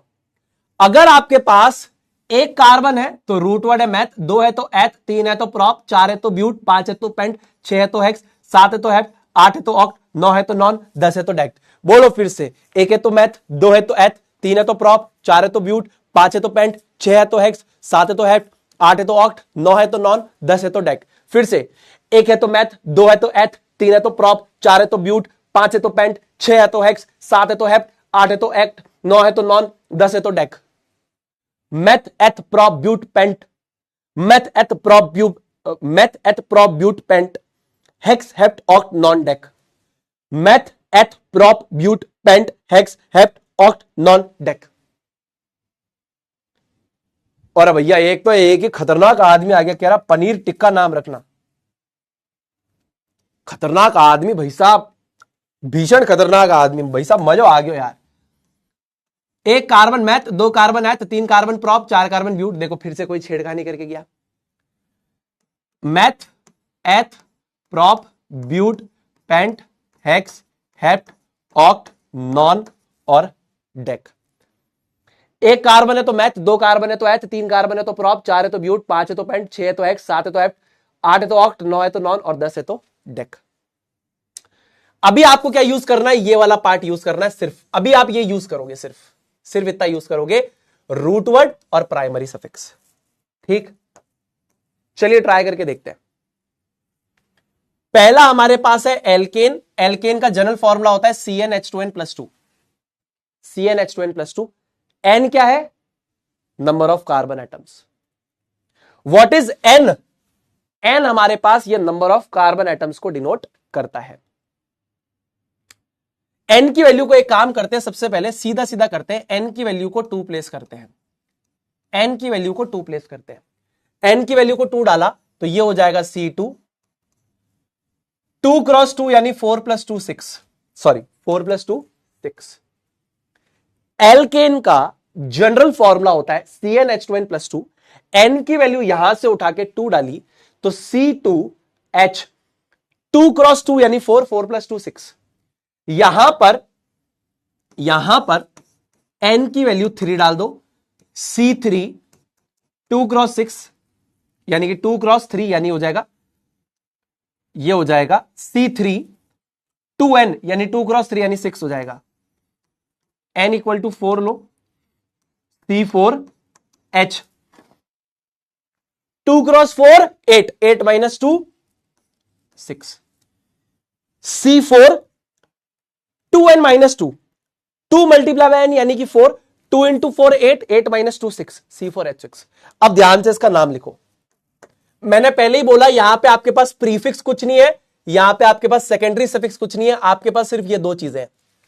रूट वर्ड क्या हो जाएगा? 2 कार्बन पे क्या हो जाएगा? एथ रूट वर्ड। 3 कार्बन पे रूट वर्ड क्या हो जाएगा?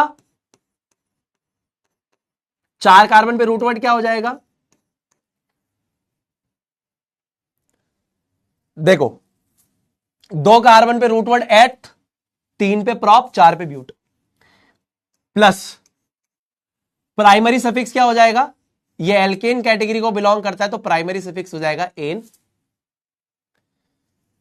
ये देखिए जितने कार्बन है उसके जस्ट ट्वाइस हाइड्रोजन है, जितने कार्बन है उसके जस्ट ट्वाइस हाइड्रोजन है, यानी एल्कीन कैटेगरी को बिलोंग करेगा तो इसका सफिक्स क्या हो जाएगा?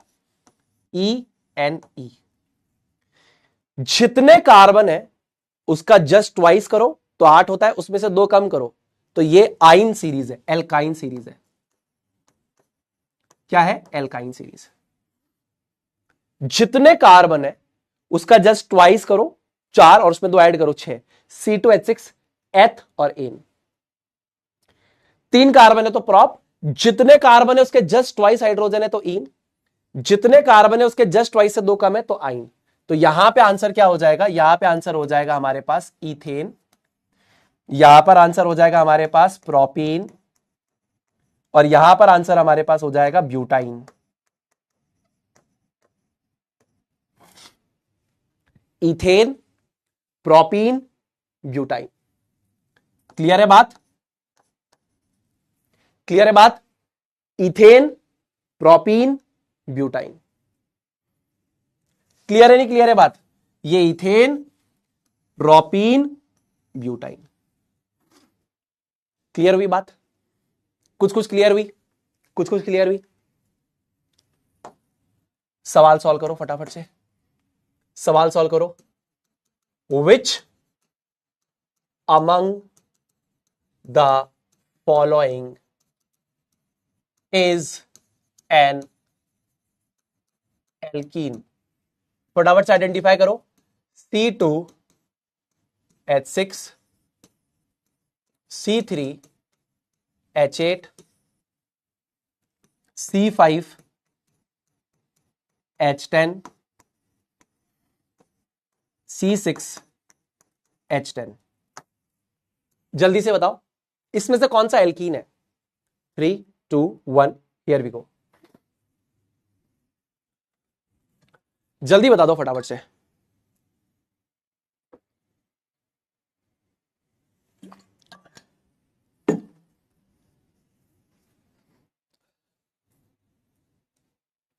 ये देखो नामकरण करने में लग गए हमारे टाबर। अरे भाई अब पढ़ाई कर लो, थैंक यू सो मच। मेरे को नाम याद हो गए, राधिका, प्रेमिका, मंजुलिका, पनीर टिक्का, ठीक है, डन है भैया। नाम याद हो गए, बिल्कुल याद हो गए। देखो राधिका, प्रेमिका, मंजुलिका, पनीर टिक्का, याद हो गए, याद हो गए, याद हो गए। हो देखो होलिका, अरे भैया खतरनाक ओपी लोग हैं यार, एक से एक क्रिएटिव लोग हैं। Which among the following is an alkene? Yes, very good. देखो एल्कीन आइडेंटिफाई करना कैसा है, जितने कार्बन उसके जस्ट वाइस हाइड्रोजन होंगे ना, हमेशा याद रखो, जितने कार्बन होंगे उसके जस्ट वाइस हाइड्रोजन होंगे तो वो क्या हो जाएगा, एल्कीन हो जाएगा। ठीक है, very good. Adhiraj, Sachin, Jafar, Shubham, FA player, Swadhin, Dhruv, hi, Shakya, Arihant, Nikhil Kumar, very good. अब ध्यान से आप मेरी बात को और थोड़ा सुनने की कोशिश करना। इसका नाम क्या हो जाएगा, 5 कार्बन है तो पेंट, देखो 5 कार्बन है तो पेंट, जितने कार्बन है उसके जस्ट वाइस हाइड्रोजन है तो यहां पर क्या हो जाएगा, इन, तो ये नाम हो जाएगा पेंटीन। क्या नाम हो जाएगा, पेंटीन। समझ में आ गया, पेंटीन। देखो यहां पे 2 कार्बन थे तो एथ, 3 कार्बन थे तो प्रॉप, 4 कार्बन थे तो ब्यूट। जितने कार्बन है उसके जस्ट वाइस, इमेजिन करो कार्बन है 2, जस्ट वाइस करा तो 4, 4 में डिवाइड करा तो 6, ट्वाइस के 2 ज्यादा है ना, एल्कीन। जितने कार्बन है उसका जस्ट वाइस है 6, इन, एल्कीन। जितने कार्बन है उसका जस्ट वाइस करो 8, 8 में से 2 माइनस करो 6, आइन, इथेन, प्रोपीन, ब्यूटाइन। समझ में आया जी, समझ में आ गया। चलो अब बाकी का जो पार्ट है अगली क्लास में कंसीडर करते हैं, कोई दिक्कत नहीं है। ये आपको 2 होमवर्क देता हूं, रुको। चलो ये आपको 2 होमवर्क मिलेंगे, बाकी का वाला पार्ट जो है अब अगली क्लास में डिस्कस करते हैं। फालतू ओवरलोड आपको नहीं देना है वरना आप दुखी हो जाओगे। ये लो आपका दिवाली होमवर्क है, 2 छोटे छोटे सवाल, ठीक है। चलो इतना अगर आपको समझ में आ रहा है तो एक बार आए भैया लिख देना प्लीज, एक बार आए भैया लिख देना। देखो दोस्तों कभी कभी मैं थोड़ा मजाक कर देता हूं, उसको दिल पे मत लेना, just take it for fun, मस्ती मजाक है। आपका बड़ा भाई हूं, मस्ती कर सकता हूं आपके साथ। दूसरा, अगर मैं आपको त्योहार मनाने के लिए कहता हूं तो मैं सभी धर्मों के त्योहार की इज्जत करता हूं। आप जिस भी धर्म रिलीजन को बिलोंग करते हैं प्लीज उनके सारे त्योहारों को अच्छे से मनाइए। जिंदगी का ये समय लौटकर वापस नहीं आएगा। आप इसके बाद 11th 12th में चले जाओगे तो आप और खुद ज्यादा बिजी हो जाओगे, फिर आप कॉलेज चले जाओगे तो शायद ही घर आ पाओ, है ना, बहुत मुश्किल होता है फिर घर आना, है ना। वैसे तो हर त्योहार पे आप आओगे बट फिर कहीं ना कहीं कुछ और दिक्कतें और जिम्मेदारी आ जाती है, फिर आप शहर के बाहर हो जाओगे, नौकरी करने जा रहे हो, पढ़ाई करने जा रहे हो, तो बहुत जिंदगी बदल जाएगी। प्लीज प्लीज आपके जितने त्योहार आते हैं, आप किसी भी रिलीजन धर्म को बिलोंग करते हैं, सारे त्योहार मनाओ। सिलेबस छोटा है, आसानी से हो जाएगा, आपको भी पता है, मुझे भी पता है, ठीक है। अब मैं आपसे दिवाली के बाद मुलाकात करूंगा और मेरे पर विश्वास रखिए, पूरा कोर्स करवा दूंगा, टेंशन मत लो। अभी तक यहां तक भी नहीं छोड़ा है तो आगे भी नहीं छोड़ूंगा। तुम्हारे केमिस्ट्री में पूरे 25 के 25 नंबर तुम्हारे हैं, कोई नहीं लेके जा सकता, गारंटी है, विश्वास रखो मेरे ऊपर, ठीक है। दिसंबर के पहले हफ्ते में तुम्हारा सिलेबस खत्म हो जाएगा, यहां तक जितना मैंने पढ़ा है उसको आप देखो अच्छे से।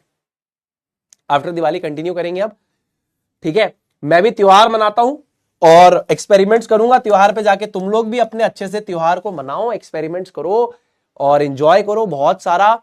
और तुम्हारे बड़े भाई की तरफ से तुम सभी को हैप्पी दिवाली इन एडवांस, तुम्हारे प्यारे बड़े भैया की तरफ से तुम सभी को हैप्पी दिवाली इन एडवांस। अच्छे से अपना त्योहार मनाना, सेफ्टी रखना, ऐसा नहीं कि फटाके फोड़ने के चक्कर में खुद को कुछ हार्म कर लो, ऐसा मत करना। फटाके फोड़ो सेफ्टी के साथ, माता पिता के सामने, किसी को कुछ हार्म मत करना, किसी का कुछ गलत मत करना, अच्छे से त्योहार मनाना, और हो सके तो दान धर्म करने की कोशिश करना, दूसरों की मदद करने की कोशिश करना। सबसे बड़ी इंसानियत यही है कि आप दान करें, दूसरों की मदद करें। दैट इज द बिगेस्ट इंसानियत, है ना। ऑल राइट, तो मैं जो भी करूंगा वो तुमको अपडेट करता रहूंगा, ठीक है। और ये हमारी बुक है, इस पे दिवाली का आपको ऑफ मिल रहा है, अप टू 300 ऑफ, तो आप ये कोड यूज करके उसको क्लेम कर सकते हैं। और जैसा मैं कहता हूं, सुनील भी साथ है, फिजिक्स के साथ है, दोनों आपके साथ है, बिल्कुल टेंशन मत लेना। और बाकी मिलते हैं दोस्तों अगली क्लास के अंदर, और तब तक के लिए अपना ध्यान रखिए, बढ़िया से त्योहार व्योहार मनाना। मैं जो भी करूंगा तुम लोग को बताता रहूंगा, टेलीग्राम ग्रुप के ऊपर, इंस्टाग्राम के ऊपर, तो देखते रहना। और तुम भी जो करो मुझे मैसेज करके बताना कि भैया मैं ये कर रहा हूं, मैं ये कर रहा हूं। एंड प्लीज मेक श्योर कि अपनी जिंदगी आप थोड़ा सा जिए, बचपन थोड़ा जी लो, वापस नहीं आएगा। और मेरा चला गया तो शायद मैं बहुत मिस करता हूं, तो प्लीज प्लीज एंजॉय। तो मिलते हैं अब अगले सेशन में, तब तक के लिए अपना ध्यान रखिए, खुश रहिए, stay healthy, stay awesome and always say जय जय फिजिक्स वाला, जय हिंद, जय भारत, वंदे मातरम।